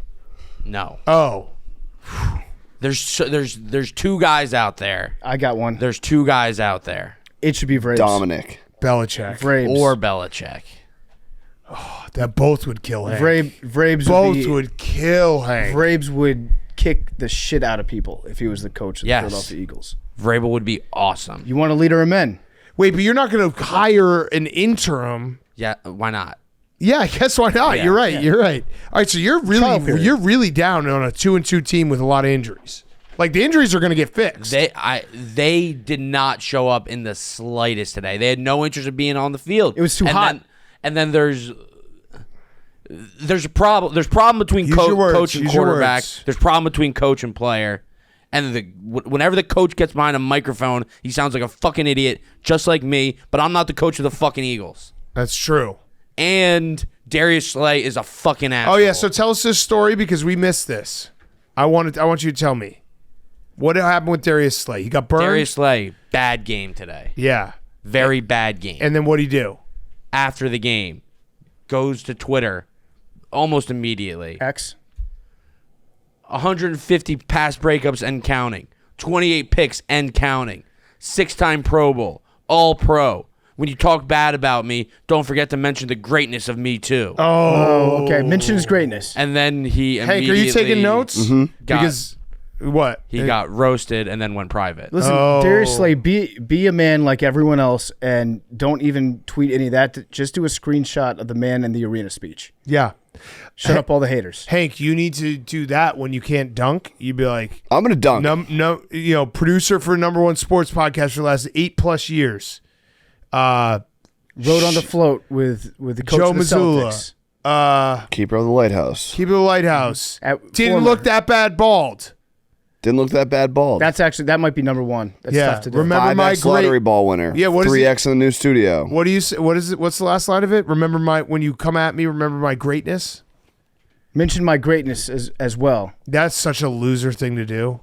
You can't do that on Twitter. And then he went private. Yeah. That's bad. Yeah, Philly got How come him. when people criticize me, they don't also talk about how great I am? When you talk bad about me, don't forget to mention the greatness of me too. Well, that wouldn't be talking bad about him. Correct.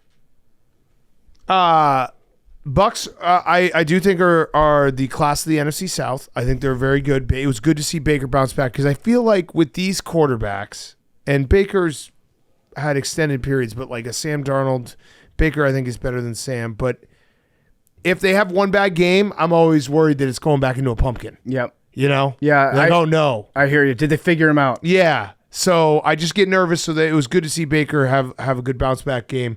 Also, I think it's a little bit different with Baker because he had success when he was in Cleveland. He was Baker's good. not the same. Yeah. We also had Tom Brady was just unloading the clip with stories today. He said that the Bears were a secret team for him in 2020. I remember that was floated. It might have been just Mike Florio said it to bother me and to get me a little excited. But The boy who cried goat. yeah, he dropped that. I feel like I don't remember talking about it that much. Like I obviously there was, he was going to go somewhere else, but I don't remember the Bears being a serious. Like I feel like we would have had more serious conversations if that were true. I think it was just like a dark horse team that was mentioned a few times. He took his free agency tour kind of under wraps, if I remember, because he had that one. There was like secret meetings going on with the Dolphins, and then that whole thing blew up. And then there were some other teams where it was like, oh, he might go to this team. But this is the first I remember hearing like concrete. Tom thought about going to the Bears. He would have hated it because that was 2020. I actually think we might have gone to was that the year they extended the playoffs when they made it 7 teams? There was COVID, right? Yeah, I want to say Tom Brady won the Super Bowl. We went to I think that was the game that the Bears lost to the Saints. There was playoffs. Heineke covered against the Bucs. I think that was MVP year. Was it? I think that was Mitch winning the MVP. That sounds right. I think it might have been. So would you rather have Mitch or Tom Brady? Well, first ever MVP? Well, I guess my point is like that it wasn't crazy. It sounds crazy to be like, oh, he would have gone to the Bears. But the Bears that year were a playoff team with Mitch Trubisky. Yeah. Yeah, I'm right. That was the MVP of the year. Do you think they would have been better with Tom Brady? The LaFleur year when he kicked. Yeah. Do you think they would have been better with Tom Brady? I think they would have probably been better with Tom Brady. They might have. So the big question was answered today. That's are the Bucs having more fun this year? Yes, that was the other one he 2 dropped. years ago. Yeah. So there was a quote. I remember talking about this on this show, but apparently Baker said on the Casa de Club podcast, the building was a little different. That's with House Tom of in there. Club. House of Club? Did you just hit the SAP button by accident? No, it says on this No, that's the website. name. Oh. I was translating. Oh, you're In case translating. you didn't know. You hit the SAP button. The House of Club. The building was a little bit different with Tom in there. Obviously, playing-wise, Tom is different. He had everybody dialed in, high-strung environment, so I think everybody was pretty stressed out. They wanted me to come in, be myself, bring the joy back to football for guys who weren't having as much fun. And then Tom Brady said today on the broadcast, I thought stressful was not having Super Bowl rings. There was a mindset of a champion that I took to work every day. This wasn't daycare. If I wanted to have fun, I was going to go to Disneyland with my kids. So, Got him.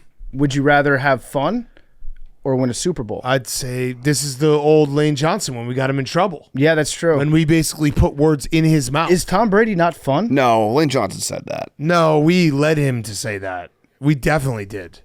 I remember we basically put it in his mouth. Yeah. Put it down his throat. We put it in his mouth. Tom, we did put it in Lane Johnson's mouth. I think Tom Brady might not be a fun hang, But he wins. but he wins. And is that fun? Yes.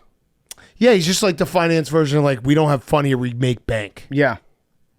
Having Like fun is Yeah. actually for losers. Yeah. That might be true. It kind of is. Winning is the most fun you can have, right? Yeah, it's the most fun you can have while having no other fun. Right. When you win, that's the peak of fun. What it takes to get to winning, not fun. That part sucks. I actually think losers have way more fun than winners. Yeah, they just hang out. But then if you lose too much, then you're not having any fun on that side too. The key is to be an unaware loser, Yeah. because then your life is just awesome all the time. To think you're a winner. Yeah, you just lose and you're like, well, I don't care. Like maybe if you just do a podcast and you get on this podcast all the time and you talk a lot of shit about people that have accomplished a lot in their chosen field of athletics and you make fun of them, you're a loser, but you're unaware that you're a loser. Correct. So you would probably have a lot of fun doing that. Right. You have a lot of fun. Have a lot of fun, hypothetically. Okay. So, Max, season's over? We could make a change. Oh. So, with Nick Sirianni's season is over. Current mindset is that, yeah. And Jalen Hurts is addicted to turning the ball over. Oh, no. Are we about to have this conversation? Let's wait. Let's wait. Let's wait till Lane Johnson comes back and A.J. Brown. I think Because I don't want to have this conversation that we've been dancing around for a while. I think A.J. Brown is going to make a big difference. It sounds like you're having the conversation in your head, though. Let's wait. But are you... We're not going to have this conversation. Has the conversation occurred in your head? Yes. Okay, that's bad. Who's winning That's the the first conversation? sign. Is it We'll Angry have Max this- or is it? I'm not asking the question. Is Angry Max winning the conversation or is cool-headed rational Max? I think Angry Max. Angry Max. Angry Max is He's angry. pretty much Tough to argue with. Yeah. always controls this brain. Well, do the you good think? news Do you is- think depending on what you eat, it goes like if you eat a salad, it goes to Calm Max. If you eat a meatball, it goes to Angry Max. I don't know. The more Italian you eat, the angrier your angry brain gets. Like it's like, oh, I'm well fed now. Max, can I give you some good news? Max also, congratulations to Max. He completed his wedding finale this weekend.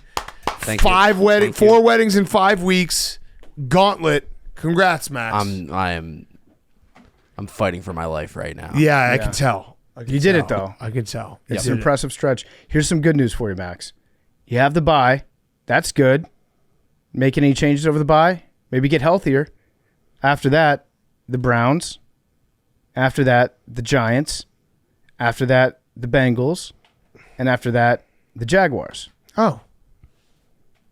Is that even a thing where teams bring in coaches from the outside in the middle of the season? No. So why are you even floating that out there? Why not? Because it's not realistic. Are you talking about an interim coach? No, he's throwing out Belichick and Vrabel, but that would be unprecedented. Has that ever happened? I don't think so. So early. You though. hire just an interim coach for hire? Coach O would be great at that job. Yeah. Yeah. He's not doing anything. All right, a boy can dream. A boy can dream. Yeah. Why? Well, you said that like that's your solution. Like, how do we turn the season around? Let's do something that's never been done in the history of Correct. the sport. That's a bad spot to be in. It's a really bad spot to be in. They looked horrible today. Yeah. And it's just bad vibes. The vibes haven't been good in a year. Well, it's the booing. It's everything. Oh, the booing? Oh, the It is. booing. It's booing against everything. You're right. Hey, Phillies. That's going to end. Why? Why? What is wrong? I don't know. I also got bad vibes for that. What's... So I'm just a little... Oh, go ahead. Never You're almost mind, there. never No. mind. Never Finish the thought. We have more football. You got a talk. playoff run coming up. You Finish can't think losing, dude. Finish the thought. We got to think scared. winning. I'm scared. Ranger Suarez all of a sudden sucks. Oh, no. I'm scared. Oh, Max, I just looked this up here. In 1978, the San Diego Chargers head coach Tommy Prothro resigned 4 weeks into the season, and the Chargers got Don Coryell from the Cardinals. Yeah, That's shut up, huge. Hank. Bang. Unprecedented. In your face, Hank. Don Coryell. Yeah. Suck it, Learn Hank. ball. What do you Forgot know about Big Don. Coryell? Yeah, Big Donnie C. Somebody said this. I didn't see it with my own two eyes, so I might be spreading fake news here. Did Big Dom participate in the post-game coach's handshake? I don't know. That would be funny if I didn't he... stick around to If watch doing Nick the handshakes. Sirianni's been emasculated so much that Big Dom holds the back of Nick Sirianni's hand Yeah. and they shake We're it gonna do together. this. Yeah, let me bring my consigliere. I want to out make here. sure that this man doesn't break your hand. Mm-hmm. I have to protect you at all costs. Okay. Before we do the last 5 games, PFT, you want to do a couple ads? Yes, before we get back to the NFL, it's brought to you by Morgan & Morgan. Life can be crazy sometimes. One person's negligence can result in another's settlement. You should try to sue Nick Sirianni, Max. Call Morgan & Morgan about that. Okay. Coaching negligence has impacted my good friend Max. If you're injured by the negligence of another, you deserve to be paid. If you're in an accident, not calling a lawyer means you could be leaving money on the table. When you're seriously hurt, your injury could be worth millions. If you're ever injured, you can check out Morgan & Morgan. Morgan & Morgan is America's largest injury law firm. They have over 100 offices nationwide, more than 1,000 lawyers. With over $20 billion recovered for over 500,000 clients, Morgan & Morgan has a proven track record of fighting to get you full and fair compensation. Submitting an injury claim with Morgan & Morgan is so easy. If you're ever injured, you can check them out. Check out Morgan & Morgan. Their fee is free unless they win. For more information, go to forthepeople.com/PMT, or you can dial pound law, pound 529 from your cell phone. That's forthepeople.com/PMT or pound law, pound 529 from your cell. This is a paid advertisement for Morgan & Morgan. The games are also brought to you by BetterHelp. This podcast is sponsored by BetterHelp. If you're thinking of starting therapy, give BetterHelp a try. It's the Halloween season. Halloween lets us have fun with what scares us, but what about those fears that don't involve zombies and ghosts? Therapy is a great tool for facing your fears and finding ways to overcome them, because sometimes the scariest thing is not facing our fears in the first place and holding ourselves back. If you're thinking of starting therapy, give BetterHelp a try. It's entirely online, designed to be convenient, flexible, and suited to your schedule. Just fill out a brief questionnaire to get matched with a licensed therapist, and you can switch therapists at any time for no additional charge. Overcome your fears with BetterHelp. Visit BetterHelp.com/PMT today to get 10% off your first month. That's BetterHelp, HELP.com/PMT. Okay. Texans, Jaguars. Texans 24, Jaguars 20. CJ Stroud game-winning drive. Jaguars look like they might be okay, get off the mat, and then they lose, and it feels like things are starting to spiral for Dougie P, because he was asked after the game about his status, and he said, my status? I mean, no, kind of a strange question, but okay. Yeah, like he hadn't thought about that at all. There was another part of his post-game press conference that stood out, and I think a lot of people didn't pick up on it, but if you're a Jaguars fan, you probably know exactly what I'm talking about. Doug Pederson has not said publicly that Press Taylor is the play caller. He's their offensive coordinator. Doug Peterson's in charge of the offense. He's called a lot of plays earlier in his career, and people were speculating that maybe he was calling the plays now for Jacksonville. He said in the press conference, just out of nowhere, he goes, Press Taylor called a great game today. Mm-hmm. Number one, I don't think Press Taylor called a great game today, but he threw that out there, and then right after that, he said, listen, if you're going to point fingers at me. Yeah. So what Doug Pederson just did was throw his offensive coordinator under the bus very subtly by letting people know that it's Press Taylor that's calling these plays. So Shad, if you're watching this press conference, if you need to axe somebody, I'm not calling the plays right now. It was like a little bat signal. Yeah, sent up there. That's kind of shitty. Yeah. He also was like, they gotta make plays.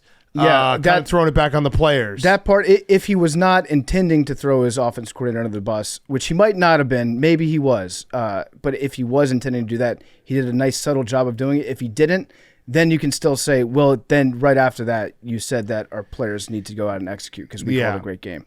Now, Trevor, I don't think played poorly today. He had like a couple overthrows. That one deep one that was, I don't know who it was wide open. You could definitely say that. Oh my God! Trevor missed 2 touchdown passes today. Yeah, that was bad. But he also made some really good throws today. He needs to cut it out with the spin moves to nowhere. Yeah, spin moves to nowhere are always bad. I don't understand. So the Jaguars did a pretty good job of running the ball today, and then when they got the ball back, they got the ball with like 350-ish left in the game.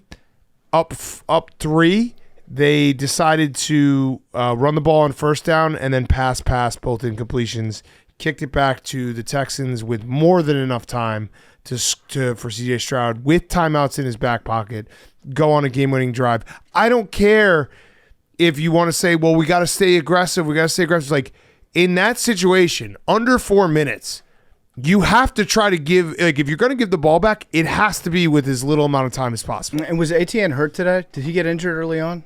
I don't know. We were going back and forth. I do not recall. We were watching the game in the PMT studio. And I do not recall. Couldn't focus on all of them at the same time. I do not I think he got hurt and then came back. I think, I thought I heard that he got hurt, but because everybody was like, why the fuck isn't Etienne running this football? Yeah, I mean, that was just I don't know why they weren't running there and trying to burn clock, and then CJ Stroud happened. And I have a question for you, PFT. Mm-hmm. Is Nico Collins a top 3 wide receiver? Because it feels like he is. He's awesome. He's so good. CJ Stroud, watching this game, like, it was basically like anytime they get in trouble, just hit the Nico Collins button. Yeah, he'll make a big fucking play for you. The Texans have some serious weapons. It's like them and the Vikings that have the 2 best weapons. I'd like to see those teams play. Yeah. It better be a shootout. Yeah. But they're well, unless one team fumbles. That's true. And that changes the whole scope of the game. That would be against the 49ers. So CJ Stroud is just he's entering that conversation where it's like if you're within 1 possession at the end of the game, CJ will figure out a way to get it done. Yes. I read something interesting about him this week, actually. Did you know that he moved his barber to Houston? He had a barber. Power move. He had a barber. I think he met him at Ohio State, and they became good friends. And then he gets drafted, obviously, by the Texans, and then he like flew his barber out a couple times a month. Got him some nice haircuts, and then he was like, you know what, fuck it, why don't you just move down to Houston? I love that. That's such a good move. I love that. Because having a good barber is like a good therapist. Yeah, absolutely. Yeah. Especially maybe a little scalp massage. Wow, we shouldn't do that with Texans. Yeah, watch out. The last therapist that got flown out there didn't exit so kindly. But CJ Stroud is in that category of if you made a list of guys with the ball in their hands with 2 minutes left and need a touchdown, he's top 5. Yeah. I feel confident. Just the poise he has is just always insane. But Nico Collins is. Sometimes we forget about Nico Collins. I don't. He gets lost. I have him on all my fantasy teams, not to brag, so I don't. But he's really good. He's really fucking good, and it really does feel like anytime they get in a jam, they just hit that button. This just is a vibes thing, but there might be a stat to back it up. Is Laramie Tunsil going for the record for flags this year? He might be, but counterpoint. I have another question for you, Big Cat, to answer this question. Do you remember the name of the other first overall pick who's on the Jacksonville Jaguars from, I believe, 2022? I think Josh Allen? No. He might be the most untalked about first overall pick in the NFL. Oh, yeah, no, Josh Allen was not the it's the guy from Georgia. Joshua Hines Allen. He was drafted, I think, the same spot that other Josh Allen was drafted. No, it's from Georgia. The guy from Georgia. Trayvon Walker. Yes, Trayvon Walker. People don't remember, they have that guy as a first overall pick too. They do. And he might be a holding merchant. Yeah. Because he got, I think it was 3 holding penalties that he got against Tunsil today. Tunsil's trying to break the record. Yeah. I really feel it. I don't know if there's a stat to look it up, but, he had the triple false start last week. Mm-hmm. I think he had a couple more this week. I kind of like it. Like, I'll say right now, Laramie Tunsil, I support your aspirations to break the record for most flags in a season. And also, if you had a quarterback that was getting hit a lot, wouldn't you rather have your offensive lineman just hold the guy and prevent him from getting clobbered? Yes. Also, if you're Laramie Tunsil and you want maybe the Google results to not be the bong mask, breaking the record for most penalties in a season would be pretty good. That's true, because I think if you Google Laramie Tunsil holding, it doesn't auto-populate to holding a gas mask bong. Yeah. Yep. Okay. It's not even on the list anymore. There you go. So good job, Laramie Tunsil. He's going to break the record. I got to find out how many he actually has. I got to look this up real quick. Laramie Tunsil. They should that should be a defensive stat too. What? If you draw an offensive holding. Yeah, I'd agree. It should be a half a sack. Yep. Penalties. Which I think is what Tunsil had in that bong. Mm-hmm. It's kind of funny. I just love his name. It is fun to say. Laramie Tunsil, I'm seeing right here, it says 15 flags so far this year. That's crazy. See, I would not mind that if I was CJ Stroud. Oh, no, 10 penalties through 4 games for Laramie Tunsil now. That's awesome. I think he's going for it. Go for it. I want that. Most penalties by any player through week 3 since 2000. I love that. Yes. It does feel like it needs to be like a Sosa McGuire thing. Yeah. Where like we do a flag watch. Yeah. Who else would be up there for holding penalties? I don't know, but I want Laramie Tunsil. I want a flag watch. I want them to break into a like playoff baseball game to just be like, and we break in live to Houston. Laramie Tunsil with another hold. They just show the replay of the hold, then they get out of there. Yeah, red zone for holding. Yeah. Every drop back. I was talking to Arian the other day, and he was telling me about what a deep part of the Texans culture Andre Johnson still is to this day. Do you know what his title is? No. He still is Director of Vibes. He's working for the Texans. His title is being Andre Johnson. Oh. So Arian saw him at a game one time. Was like, "Hey, good to see you here." He's wearing the shirt and everything, the Texans polo shirt. He's like, "What are you doing for the team?" He goes, "I'm just being me." Oh, they just pay Andre Johnson to hang out and just be himself. I love it. Which is important to do, I think, if you have a guy like him that played for a bunch of shitty quarterbacks and was still really, really good. Just keep that guy in the building. Yeah, they did. Jerry Reinsdorf did it with Scottie Pippen, where he just made him like ambassador to basketball. There you go. Sorry about not paying you, Scottie, earlier. Here, sit on the sideline. Here's $50,000 a year to hang out. Pretty much. Okay, next up, Commanders 42, Cardinals 14. PFT, are the Commanders just good? I think they might be good. I think so, too. I think I might have a good, fun team. I think they're good. And I think they're good at football. It's crazy to think about that. Now, I will get to some Jayden Suckfest stuff in a second, but I feel like the most impressive thing about the Commanders today, 2 things, actually. One, our defense. Our defense was pretty good. Yeah. I would say that they were good today, which is crazy considering that if you asked me a week ago what I thought about their defense, I'd say probably the worst in the league.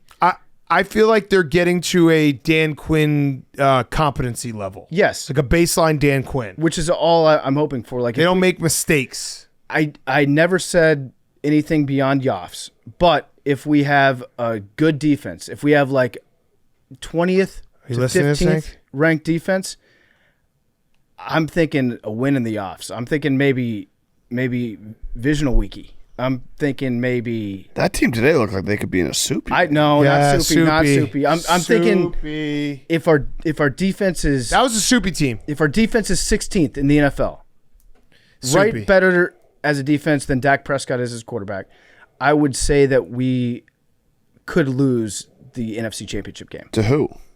Anybody. That's kind of our ceiling this year. I feel like if our defense is just if it's average to a little bit above average. But I don't think that's going to stick around. I think that's soupy. And our offensive line has really turned a corner too, which is also another thing that I thought would be a weakness. But our offensive line and our running game looked awesome today. So is it soupy? No, I'm not thinking soupy. He's a rookie quarterback, and we have a lot of work to do with our roster. But he is He's different. Yeah, he's very good. He's an 82% completion percentage. It's crazy. So I have a couple. What's the opposite of insult stats? I don't know. Incest stats, because I love that brother. Yeah, that works. Jayden Daniels, his completion percentage, 82.1%, and that's through his first 4 games playing in the NFL. 82.1. That's the highest of any 4-game stretch in the regular season since the NFL merger. Wow. Like, of all time. Second place, Peyton Manning in 2008, 81%. Third place, 2007, Tom Brady, 79.2%. Elite company. That's pretty sick. Good company to be in. That's pretty sick. He's completed at least 85% of his passes in 2 consecutive games. He's the first quarterback in NFL history to have 2 consecutive games of at least 85% or higher completion percentage. The first quarterback. That's pretty sick. It's weird. It's weird being so happy with my team. And I was thinking about it because I'm still getting tweets from people being like, PFT, it's so fun, so cool to see you happy. I'm glad that you're happy watching football, which I appreciate because I've had some pretty bad teams that I've rooted for. That I think might turn around in the next couple weeks because people are going to get sick of me being happy pretty quick. No, I was saying to you before, I think it's just that if Jayden Daniels has a bad game, people will definitely be like, hey, you said that you wouldn't trade, you would only trade Jayden Daniels for Patrick Mahomes. They would say that.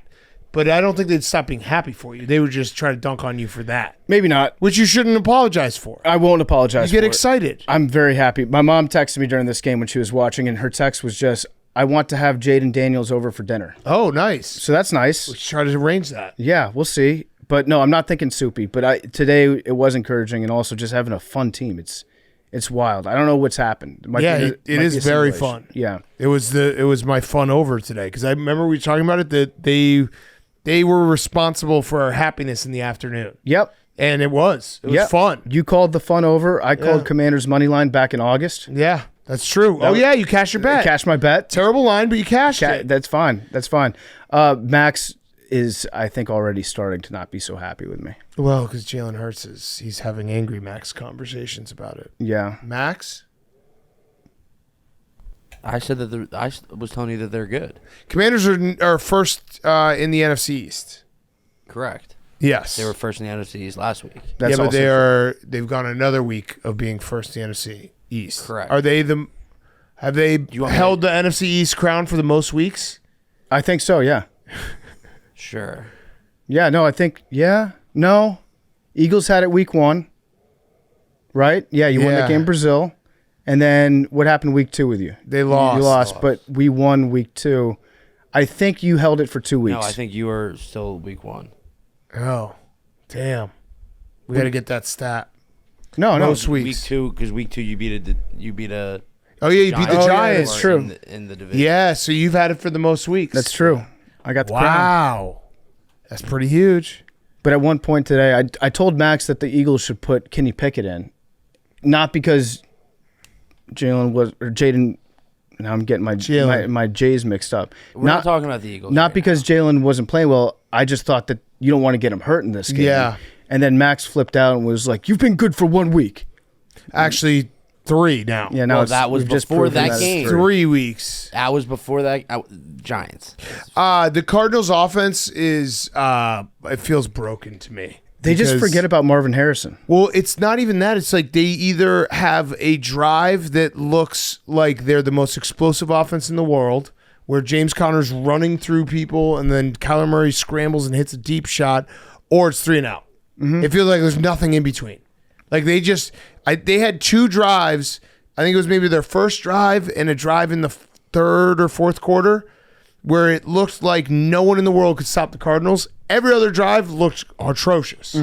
Yeah, but when they were driving, it's like, this is the formula, stick with it. And nobody could guard Marvin Harrison Jr. when they throw him the ball. And then they just, it's like for complete quarters, the Cardinals forget to pass the ball to them. Yes. It's, but yeah, PFT, I think the Commanders I came right down and I was just like, I think the Commanders are a good team. It's not a fluke because The Monday night game, you always had it in your back of your head, be like, all right, we caught fire for one game. Yeah. That was cool. But no, they're just a really good team. Jayden Daniels makes every single moment of my life better. I'm happier all the time because of him. That makes sense. And I don't want anything bad to happen to him. That makes sense. Why would you say that? I want to protect it because it's always in the back of my head. The pumpkin thing, the stagecoach turning into a pumpkin at midnight, that's always going to be in the back of my head. Yeah. Don't let anything bad happen to him. Don't. He's awesome. And I'm thinking Yoffs win. I'm thinking maybe divisional weekie. Love it. Divisional week. Divisional weekie. Also, if you want to hate Jayden Daniels, I have an easy way where you can do that.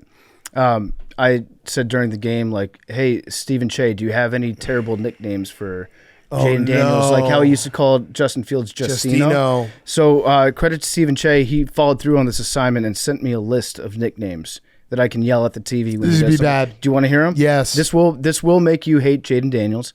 JD, kind of like Jay-Z, in parentheses, he says. Wouldn't JD more be like Jack Daniels? Yeah, that's good point. Yeah. Or JD Vance. Yeah. The J Danimal. Ooh. Cinco de Daniels. Ooh. And then he just said any bomber plane that you know of could work. What? So if I want to call him like a B-2 or a B-1. Does not work at all. That could work. Yeah. Also the Warthog. I don't mind the Warthog. The Warthog's not bad. Warthog's pretty sick. The Warthog's not Or bad. the Warthog. Anyways, I'm happy all the time because of Jayden Daniels. That's awesome. I'm happy. You're happy. Hank, would you like to talk about the Patriots? Surely. 49ers 30, Patriots 13. We have the worst offensive line in the history of NFL. Oh. Is that it? Defense played pretty good. Our offensive line stinks. It completely makes the game impossible. Yeah, it does. Short drives. Defense is on the field all game. They get tired. It's impossible to, defense I don't think is the problem, but when you have no offensive line, it's impossible to get anything going. Yeah. And when drives go, 3 and out, you have 2 or 3 and outs in the first quarter, first half, and it's like, this game's over. We're not going to score, and it's over. Yeah. And you're in a weird position where with an offensive line like that, probably not the best idea to start your rookie quarterback. No. Right, but he would be the only thing that would make it half enjoyable to watch football. Correct. So you're in a real conundrum. Yeah. Now you're just kind of resigning yourself to a season watching bad football. Yeah. Yeah, which was I knew it was going to be the case going into it. We had the first week, upset, but Fred Warner's pick was so fucking cool. Yeah. He jumped so high and then ran not that fast, but all the way down the field for a touchdown. Also, Brock Purdy at one point had 9 completions for 199 yards. That's crazy. It was just everyone was getting big plays. Did you see that catch that Kittle had? Yeah. The touchdown catch where he jumped over 3 people to haul it in? Yeah, Juwan Jennings is just also a stud. Yeah. It's crazy. Somehow Juwan Jennings don't really miss a beat. Nope. They're just, that was, we said it Friday. This was the get-right game. Yeah, And Trent the Williams 49ers had it. got very right. Yeah. Trent Williams was just He was steamrolling getting people. right all day. Good news if you're a Niners fan. Christian McCaffrey is expected to start running on hard ground soon. So I don't know what he's been training on, Sand? what they have in Germany. But maybe sand, maybe doing underwater treadmill like Blake did when he was recovering. Dude, Germany's so far to go to the doctor. Yeah. Think about how much it sucks to go to the doctor and you got to go all the way to Germany. I just got my first physical in 6 years. Oh, I need to do that And so bad. There's doctors that live right down the street from me every place I've been. Yeah, I need to do that. I need to get one. Or even their offices are right there too. Yeah, I feel like the Niners are going to beat up the Cardinals next week, so they're going to get right on after their get right. They're going to get real right. They're going to get so right. Hard right. Yeah. They'll be like Kate in the case race. Looking right. Mm-hmm. Raiders, Browns, wrapping up. Raiders 20, Browns 16. The business decision game, it worked. Antonio Pierce had no Max Crosby, no Devontae Adams. He got crazy with it. They had, I think, 6 dudes run the football. At one point, there were 6 guys who got carries that, they only have 2 running backs. And they did kind of a mini kitchen sink where they just threw everything at it and won this game. And I don't know. The Browns might be one of the biggest bummer teams out there right now. They're big time bummers. Like Amari Cooper wants out. Yeah. He does not want to be there anymore. Who caught that long touchdown that got called? Amari Cooper. That was Cooper? Okay. Yeah. So if you're a Browns fan, you have every right to complain about that. Yeah. It might have been by the letter of the law, a penalty, a block in the back, but it was not enough to throw a flag on, my opinion. And I don't know how Deshaun Watson, you take sacks, I get it, but like fourth down for the game on the line, you have to throw the ball somewhere. You have to. Yep. That pick was not his fault, though. That was actually a No. great pass that he threw that bounced off his receiver's hand. But they just have, it feels like their offensive line issues with injuries and everything. They're just, maybe Nick Chubb fixes a lot of it. I don't know. He is fun to root for. At least you get that back if you're a Browns fan. He is on his way back. If you can't get Jameis in the game, a fun guy to root for is Nick Chubb. Yeah. The flag was bullshit on the Amari Cooper. So yeah, the Browns should have won this game, but still they're bad vibes. Also, credit to the Raiders. I know the business decision thing, but they probably had the opposite of players only meeting this week. Where it's just like coaches, you have to listen to all the coaches talk to you all the time. All this the week. time. And it paid off for him. These are the kind of games that Antonio Pierce will have your team win. Yeah. Like the real ugly loved ones. it. I give the Raiders a better than 50% chance in every 50-50 game. Mm-hmm. Agreed. Do we have Johnny Fanta? Oh, yeah, Fanta. We checked saved in. this. We started, PFT and I were sitting in here by ourselves, and we started to play it, and then we're like, you know what? Let's save it so we can react with the people. This is becoming one of my favorite Sunday night traditions, is just pulling up John Fanta's Twitter and seeing how he reacted to another heartbreaking Browns loss. This one is 2 minutes and 14 seconds. Okay. That's fine. Listen, you give me 2 hours of Fanta, I'll take it. Okay, I'm just letting you know. Okay. Also, someone messed around with this TV. So it's not working? Like you're just seeing yourself, right? Yeah, we see ourselves. It's kind of nice. But you can't see. No, this. no, can't see anything. I just want to hear Fanta. Yeah, let's just hear him. Okay. I'll use my imagination. It looks like Fanta. I'm doing a deep fake inside my brain. And sickened. I'm ill for the Browns fans who spent their hard-earned money and ventured across America to go watch that. They're in Vegas. Yeah, come on. And a 1-3 team. A team that comes out every Sunday and, like clockwork, can go right down the field on their opponent. The Cleveland Browns scored a touchdown on their opening drive. They then went and scored a field goal. From there, the offense produced nothing. Not a thing. It's not Deshaun Watson's fault on this Sunday. It's not. Thought this was one of his best performances as a Cleveland Brown. 176 yards. And I think that just makes you feel how much more painful about this loss because it's across the team. Mm-hmm. 260 days ago, this organization was in a playoff game. Oh. And as we sit and talk right now, they're 1-3 with losses in back-to-back weeks to the Giants and the Raiders. Oh. It still feels like they're trying to feel everything out on offense.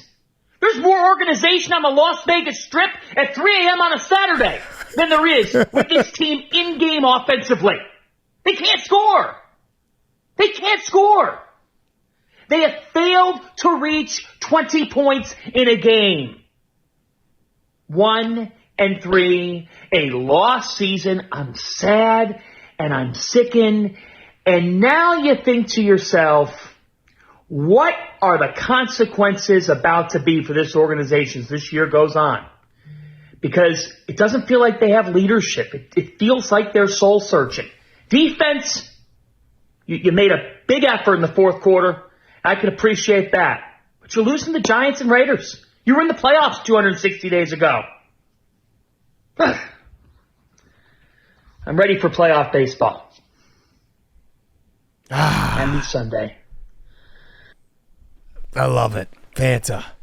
I think he's pretty level-headed. They can't score. They can't score. He put on a Guardians hat. Oh, he did? Good. So I love it. Yeah. He feels bad for the fans who spent their hard-earned dollar. I love that. Nobody watches out for the fans' dollar like Fanta. Also, Vegas, like, not a bad, you went to Vegas for the weekend. Maybe a lot of those Browns fans made money. Yeah, they probably did. Yeah. That's a good point. Maybe they bet against the Browns. Would have been a great point. Business decision game. Also, the Raiders did this without Max Crosby. Yeah, Max Crosby and Devontae Adams. Without Devontae Adams. So the Devontae Adams, it felt like a weird announcement of his injury, right? It was back to back. Anybody else get weird vibes about that? On Wednesday, I believe it was, they were just like, oh yeah, these two guys are out. The best two players on the Raiders. Yeah, and to win this game, that's the Antonio Pierce factor. Memes definitely thinks Devontae Adams is getting traded to the Jets. 100% he thinks that's happening. Yes. And for what? Hassan Reddick. Oh, I don't hate that. Yeah, the Raiders would have a dominant defensive line. We would get a dominant receiver. Three great pass rushers. Still rushers. throw it to Allen Lazard. Oh, he'd still throw it to Allen Lazard? Yeah. Well, no, Devontae Adams is just, a souped up Allen Lazard. It's still Rodgers' guy. You're right. He still wouldn't throw it again. Would you trade Devontae Adams for Garrett Wilson? Nah. No? I mean, Devontae Adams is more accomplished. I think I He's would. older. I think I would. I think I'd like. Saying the contracts are equal, it's clear that Aaron Rodgers does not like Garrett Wilson. That is clear. Yeah. So get him a guy they like. I think maybe the Raiders have thrown a pick. If they traded Hassan Reddick, I would like that move for the Raiders to get that guy, because they would essentially be building an entire defense out of just pissing off Patrick Mahomes. Mm-hmm. Yep. Like, we're going to build our defense just to beat the fuck out of this one guy. It would work. I think you got to try to get Devontae Adams, go all in. You're in an all in mindset, memes. You're right. We should just get Hassan out, not out of the building, just off the team. Well, he's not in the building. Yeah, I correct. He's never been in there. Yeah. He literally doesn't even know what you guys look like. Yeah, What you got a question, PFT? I had a question for I had a question for memes. Memes, do you still have Super Bowl aspirations? No, because Robert Salah can't prepare for more than 2 weeks, so we would just lose. That's tough. Super Bowl's in a dome. It's in a dome, but he has time to prepare, and he can't prepare. It's too much time. It's too much time. Yeah. Too much time. If we won the AFC Championship on a Sunday and played on Thursday, we would win. Yeah. That's fair. True. Unless the other team was coming from a different time zone. That's also true. Yeah. All right, last game. Chiefs-Chargers. Chiefs 17, Chargers 10. The Chiefs own the Chargers. This is the Chargers have never beaten the Chiefs in LA. The Chiefs have beaten the Chargers 11 straight times on the road. That's pretty crazy. 11 straight. And Justin Herbert was, he played, he gutted it out. No Joe Alt, no Rashawn Slater. It was pretty clear the Chargers offense was hampered, couldn't really do anything after the first quarter. And then we had, obviously, Patrick Mahomes, the big story. Patrick Mahomes threw an interception and then fell into Rashee Rice's knee, and that looked bad. Yeah, so Rashee Rice is going to be out for a while. Andy Reid said, doesn't look good. I don't know what the MRI is going to show, but probably nothing good for the Chiefs offense. And now they basically have Travis Kelce and Xavier Worthy. Xavier Worthy, Travis Kelce, and Noah Gray. And Noah Gray and Carson Steele. Doghouse. Crocky Jake. Doghouse, Kareem Hunt. No, yeah, Carson Steele's doghouse. He fumbled again. Oh, yeah, that's Doghouse. It was a second fumble in the last 3 games. He's doghouse. Doghouse. What do alligators get put in when they fuck up?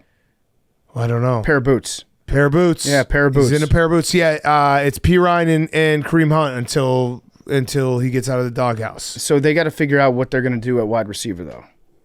Because Devontae Adams. They would never. The Chiefs would never.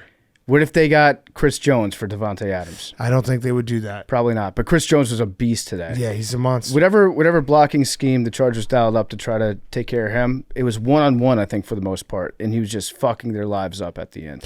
It's also pretty clear that these Chiefs are just going to win every game, but it's going to be ugly. Yeah. Yeah. They were down 10-0 very fast in this game. Yeah. Oh, should we get this dial? Are the Chiefs frauds? They haven't beaten any really good teams. Ravens. That's right. They beat the Ravens. Not frauds. And the Bengals, who you think are back. But they weren't back when they played the Chiefs. They were not dead, though, either. That was those Bengals, not these Bengals. Yeah, no, the Chiefs, I think, are just, they know how to win territory. Yeah. So speaking of which, Patrick Mahomes just had his 100th career regular season start. How many wins does he have out of 100? 82. Close. I think Hank's right. 78. That's pretty good. Pretty crazy. 78-22. That's nice. That is very nice for Chiefs fans. That's a lot of wins. He's so good. If it's a one-possession game, the Chiefs are winning. Yeah. That's just how it goes. If they're down at any point in the game, he's winning. I actually think I saw that stat that he's the only quarterback to have a winning record overall down. I got to find this stat. It was crazy. Down 10. He's like 13-12. That's insane. Hold on. I got to find this stat because it was nuts. Here, do an ad while I do it. Okay, before we get back to this super stat from Patrick Mahomes, brought to you by our great friends over at Cars.com. Cars.com, check it out. They will tell you when is the best time to sell your car. If you want to find a trustworthy dealership reviews from shoppers like you, well, Cars.com offers the latest research, shopping tools, and dealership reviews to help every shopper find the perfect car. You can shop by monthly payment or filter by features to find the cars that fit your budget and your needs. Cars.com is the absolute best. I love cruising Cars.com. You can see all sorts of information about your car. You can find out when the best time is to sell it. And Cars.com also helps you out. They help us out at the Barstool Sports office. If you happen to win the Employee of the Month parking spot, you get luxury parking right in the front with Cars.com. And use the My Garage feature to check out your car's value. Visit Cars.com. Start exploring your next possibility today. It's Cars.com. Check it out now. Okay, I found an old one that's pretty crazy. That Patrick Mahomes has a 58% winning percentage. This is from 2 years ago when losing by 10 plus, and that's a better winning percentage than Joe Burrow's overall winning percentage. I got to find the better one. I think it was like he's 13-12 now, I think, when losing by 10, and there was a stat where it was like Tom Brady was 20-60 when losing by 10. It's like it doesn't matter for him. Yeah, he's the best. And he hasn't had statistically his best season. No. And that pass to Xavier Worthy was sick. Stats are for losers. That pass to Xavier Worthy was just backbreaking if you're a fan of any team but the Chiefs, who might play the Chiefs in the playoffs. Yeah. Because you're like, we can't guard this guy. We can't deal that. Do you think 12-0, he's 12-0 in games where they go down by exactly 10 points. That's crazy. Yeah. How is that possible? Because then he scores a touchdown, and then your defense or your offense then feels pressured, and then you punt the ball back, and then Harrison Butker kicks a field goal from 60 yards. Also, that was a Jim Nantz stat, and he was wrong. Okay. But it sounds good. 18-14 overall when trailing by 10 plus. That's crazy. 8-5 in games trailing by exactly 10 at some point. Also crazy. Yeah. So it doesn't matter. Can Rashee Rice go to Germany? They have the Autobahn over there. It is kind of like, if anyone else does that, it's not a big story. Yeah. Patrick Mahomes throws an interception and then takes out his best receiver in the same play. That's just Patrick Mahomes doing Patrick Mahomes things. That's just, you have to admit that. It's Patrick Mahomes stepping in when Goodell wouldn't. Yeah, he's doing shit that no one could even think of. Yeah. Laying the lumber. All right, so should we talk real quick about Monday Night Football? We had a doubleheader, and this one, I'm very happy we have a doubleheader because if we had Titans-Dolphins alone, we would be in a world of hurt. Yep. A world of hurt. So, any thoughts? I think the Lions are going to be good. They're wearing their all-black uniforms. That's all I need to hear. Yep. I like the Lions, and too. the other game, I don't have a fucking clue who's going to win that game. Tyler Huntley, if he plays, maybe the Dolphins. Yeah, Scoop. Scoop. Is that what they call him? Snoop. Snoop Huntley. Who knows who? Like, that game stinks. So interesting fact here. Will Levis. So he's had some crazy Jameis / full-blooded Josh Allen type turnovers, where he makes like really insanely athletic turnovers and does it in only ways that like a good athlete could do it, but they still look ridiculous.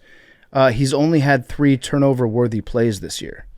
Oh. That's kind of weird, isn't it? That is pretty. So Will Levis might not be... What determines turnover worthy? Nerds that watch the game and then log it on a spreadsheet. I think at Pro Football Focus. I think they're the ones that do it. Yeah. But it's like Sam Darnold had a turnover-worthy play when he threw it to the Packer at the beginning of the game today, but he just dropped it. So, like Hank, Patrick Mahomes is actually really good historically at throwing turnover-worthy plays that aren't turnovers. And it might be because the defense is so surprised that Patrick Mahomes just threw them a possible interception. Yes. They freak out and they don't catch it. But I get the feeling like Hank doesn't believe in any of that stuff. No luck. stats. It's kind of the same. Turnover luck. Yeah. No, doesn't happen. All right, should we do who's back of the week? Let's do who's back of the week. Brought to you by our friends at Coors Light. College football is never short on intrigue, especially when they're iconic rivals, but you can add to the excitement on Saturdays. Coors Light teamed up with DraftKings, the free-to-play college football pick'em pools, where you pick winners for a chance to win big. When the rivalries heat up, it's time to choose chill and then reach for an ice-cold Coors Light. When you're looking to keep it chill, there's only one beer to choose. Coors Light, the mountain on the bottles and cans even turn blue when your beer is cold. Coors Light is mountain cold refreshment. Coors Light is cold lagered, cold filtered, and cold packaged. When the college football rivalries you're watching heat up, choose chill with Coors Light and DraftKings. Get Coors Light delivered straight to your door with Instacart by going to CoorsLight.com/take. 21 plus eligibility restrictions apply. Void where prohibited. See terms at DraftKings.com/Coors Light. Pick 'em. Celebrate responsibly. Coors Brewing Company, Golden, Colorado. Coors Light is the coldest beer out there. It is the best beer. It is cold filtered, cold lagered, cold packaged. Get Coors Light right now. Celebrate responsibly. Coors Brewing Company, Golden, Colorado. Okay, Hank, who's back of the week? Who's back of the week is America, USA. Yeah, we did it. Oh, did we win? We won. Won. Might have jinxed them because on Friday, after winning 5-0 Thursday, they lost 5 on Friday, tied it up, but then we dominated Saturday, dominated Sunday, won the President's Cup. We're the President's Cup champions. Hell Love that. yes. Can we say world champions? No, because we lost Ryder Cup. Yeah. We're half of the world champions. We got to hold both cups. What is the President's Cup against? Who is it against? Internationals. So Everybody Everyone except but Europe. Asia? Asia, Australia, Canada. And Mexico? I think so. South America? I don't think there was South America VJ? representation. Was VJ there? Did VJ show up? VJ's not there. VJ's on the Shit. senior tour. VJ. That guy's a fucking baller. He practiced so much. Did you see Max Homa's shot today? No. He eagled the Did first it go one. in? Homa had an eagle on one. Fuck yes. He was sick, yeah. This is That's what our Max guy. does. Then he was slamming brewskis on the course afterwards. Hell yes. Guy's guy. So not the Ryder Cup. Ryder Cup's next fall. Confirmed. You confirmed it. Well, yeah, I just kind of made up when I thought the President's Cup was. That was wrong, but I know for sure. And then the next year, 2026, Medina President's Cup. Love that. Here. Oh, nice. Now, You why have to go. why did the president decide that we're going to go up against NFL Sunday for his cup? I don't know. Because I think they teed off at noon, right? Yeah, that was dumb. Saturday was nice because they had it on in the morning and the afternoon, so it was just on all day. So, and then I was hoping Sunday it was gonna be like a wake up, 8 to 12 golf and then football, but they didn't start till 11:40, which was not the smartest. I know there's no good way to fix this, but it is kind of bizarre that golf has golf on at the exact times that people want to be out playing golf. Yeah, I've always thought that hurt. It should be night golf. Yeah, night golf, like your built-in fan base. Didn't Tiger try to do that? Didn't he do a duel Indoor in the golf? desert? I want to say duel in the desert. Well, they have the golf league coming out soon. Duel in the desert. What was Is that the Duel in one with Desert? Liv, where they have the partnership in place? No, this is the like indoor thing. Yeah. Him and Rory's company. It's gonna be great. Sick. Cool, Hank. Golf's back. No, Never just would've thought America. you would've. America.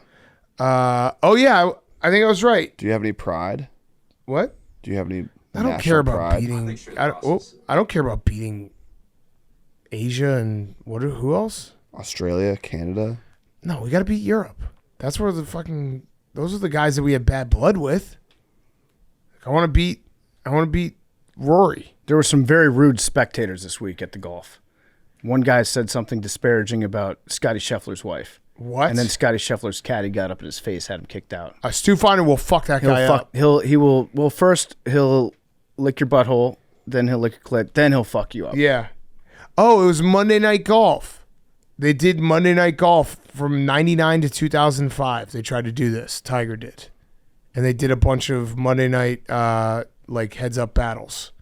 Battle at Bighorn. Sounds like is that Game of Thrones. No, I was gonna say No, that's it's Civil an War actual battle. Yeah. Costco, Battle right? of Bighorn. Yeah. So why don't they do night golf but on a actual outside course and use like a glow in the dark ball? Yeah, they should. Probably tough to broadcast. Cosmic golf. Cosmic golf. But then you got to worry about, if you're Tiger, semen on your pants. That's true. Black the lights. Black lights show a lot. Yeah. Okay, PFT, your who's back? My who's back of the week. I have a Monday reading for this as well. Oh, okay. Dumb rule changes. Nice. And this fits into Monday Night Football, where we have the Miami Dolphins, who are not playing so well right now. I don't know if we talked about this on this show, but this was a Reddit post from it looks like 273 days ago. Oh, is this the tragedy? Yeah. Yeah. Did we talk about that on this podcast? I think we did, but we could read it again. I'll rehash a little bit. Should the Miami Dolphins kill 5 of their players to trigger a disaster draft to improve their roster? Yeah. The NFL disaster draft is a contingency plan to be used when 5 or more players on a team have died or been dismembered. In the draft, the team whose players died will be able to draft the amount of players from other teams equivalent to how many they had lost. Other teams, though, are only allowed to protect 5 players from being drafted, but many teams have good 6 men that are available. With the Dolphins having bad contracts on underperforming players such as Xavier Howard, but they could also just kill backups or practice squad players to fill out those 5 kills to get the disaster draft. Also, according to Roger Goodell, the team would also get the first pick in next year's draft. Now, this next draft class isn't crazy, so I could understand their hesitancy, and being a repeat offender, that is, killing 5 players on your team, could raise some eyebrows. But this could still greatly improve the Dolphins. What do you guys think, and should any other teams do this, and who should they kill? Listen, Bears could do it for some offensive linemen. The entire line? Yeah, I mean, I love these fan loopholes that they find. Disaster. Like the former ring around Steph Curry guys. Yeah. The Reddit geniuses, there is something, and when your team is in a bad spot, sometimes you just need to start writing fan fiction for yourself. Yeah, I mean, this obviously was probably put in place for like a airplane tragedy or something. Yeah. But we ended up with just fans being like, what if we just killed some of our players? I think it is interesting that they have a disaster draft. Yeah. That's a contingency that they have in place. My other who's back of the week is Soupy. It's soup season. Nice. I had soup twice this weekend. Hell yes. Ramen and pho. The weather's starting to change a little bit. October's here. I'm thinking soup. Yeah. But I'm just eating soup. And I might go back to the soup and salad diet every day, which is a great way to lose weight. I love that. So eat soup or salad for every meal. I love that. Soup's so good. I'm in with you. Soup is delicious. What's the weather tomorrow? Forecast is soup. Okay, I'm in. I got two who's backs. One is, well, we just need to. We're going to talk college football on Wednesday, but that Georgia-Alabama game was so fucking good. And Ryan Williams was literally in the Matrix. Some of the moves he made were insane. His spin moves are the complete opposite of Trevor Lawrence's. I've never seen anyone that he had his back to the defenders. Like he was playing post-up, pick-up basketball in an SEC football game and still just did a quick move and then got out of it. Yeah, credit to Georgia for battling back, because a lot of teams would have quit at that point down to Alabama. They dogs. The question has to be asked about DeBoer. Are the Crimson Tide better without Nick Saban? Was Nick Saban holding Alabama back? There were 2 gentlemen sitting on this couch to do our college football preview, and they laughed at the idea that Alabama could be really good with Jalen Milroe and Kalen DeBoer as his coach. I like Jalen Miller a lot. He's grown on me a lot. And he's dynamic. Yes. You shouldn't be able to run sideways in an SEC football game and get away with it. Yep. And he does it multiple times a game because he's that fast. Yeah, Carson Beck tried to run sideways a couple times. Didn't work. No. I have a theory on Carson Beck. I think the tattoos are too much for a quarterback. So that's just not a quarterback's look. You sound like Jerry Richardson, but I agree. It's not. If you have tattoos on your throwing arm, you're right. That tells me that you definitely took at least a few hours away from practicing. Correct. All right, and then my other who's back is our Dingers Only League, because tomorrow we have the Mets-Braves doubleheader, and the Mets-Braves doubleheader will be huge because it decides if they split, they both go to the playoffs, so they should do a gentleman's agreement. If one team wins both games, the Diamondbacks will join that team who's won both games in the playoffs. But right now, our dingers only is set in the fact that Max is so bad. He was almost 40 home runs in last place. So Max will be pitching. Yikes. We'll be doing a video. Max will be pitching, trying to get 6 outs against a college baseball team. Reach out. Hit us up. The worst part for Max is that he's not going to have Max in center field for him. Correct. Because Max was the star of last year's. Correct. And then second place is the catcher. And right now, PFT is in second place. He's up 1 on me, but I have Marcell Ozuna playing in a doubleheader tomorrow. So we could tie. Or I could win. You could win. Or I could lose. Or you could lose. And it's all in Ozuna. Yeah. I would rather lose. And what terrifies me, he's a much, much better baseball player than he is a human being. Yes. And I don't want to catch again. Yeah. So I think that pitching is better than catching. Yeah. Big time. Hank, do you agree? You seem to nod your head aggressively. You're a catcher or a pitcher? Pitcher. You are a pitcher. Okay, nice. Yeah. Max, do you still bring the heat? No, never did. Oh, okay. I like this Max. Right That's now. fine though. He's just subdued with he's just got a hangover sitting on top of his brain, and he's like, you can see him get angry, but his brain is working so slow that he can't fully get there. Yeah, that you just hit the nail. Bang on. It's great. I don't know. It's like I wouldn't want it all the time, but it's like we almost have a lobotomized Max. Yeah. That's basically how I'm feeling. Max, are you going to train for this? No, what? No, because you might have to throw a lot of pitches. That's fine. I've thrown a lot of pitches in my day. Okay. You got this, Max. I'll get smoked, but it'll be fun. It'll be fun. Yeah. It doesn't sound like it's going to be fun. No. It was fun last year, though, when Max was in center field. Yeah, I could be out there for a while. Yeah. All right. Let's wrap up numbers. 5. 11. 40. You want to talk Karl Anthony Towns quick? Oh, yes. Oh, yeah. Thank you, James. Good call. On Friday, it was reported that Cat is going to be traded to the Knicks in exchange for Dante and who? Julius Randle?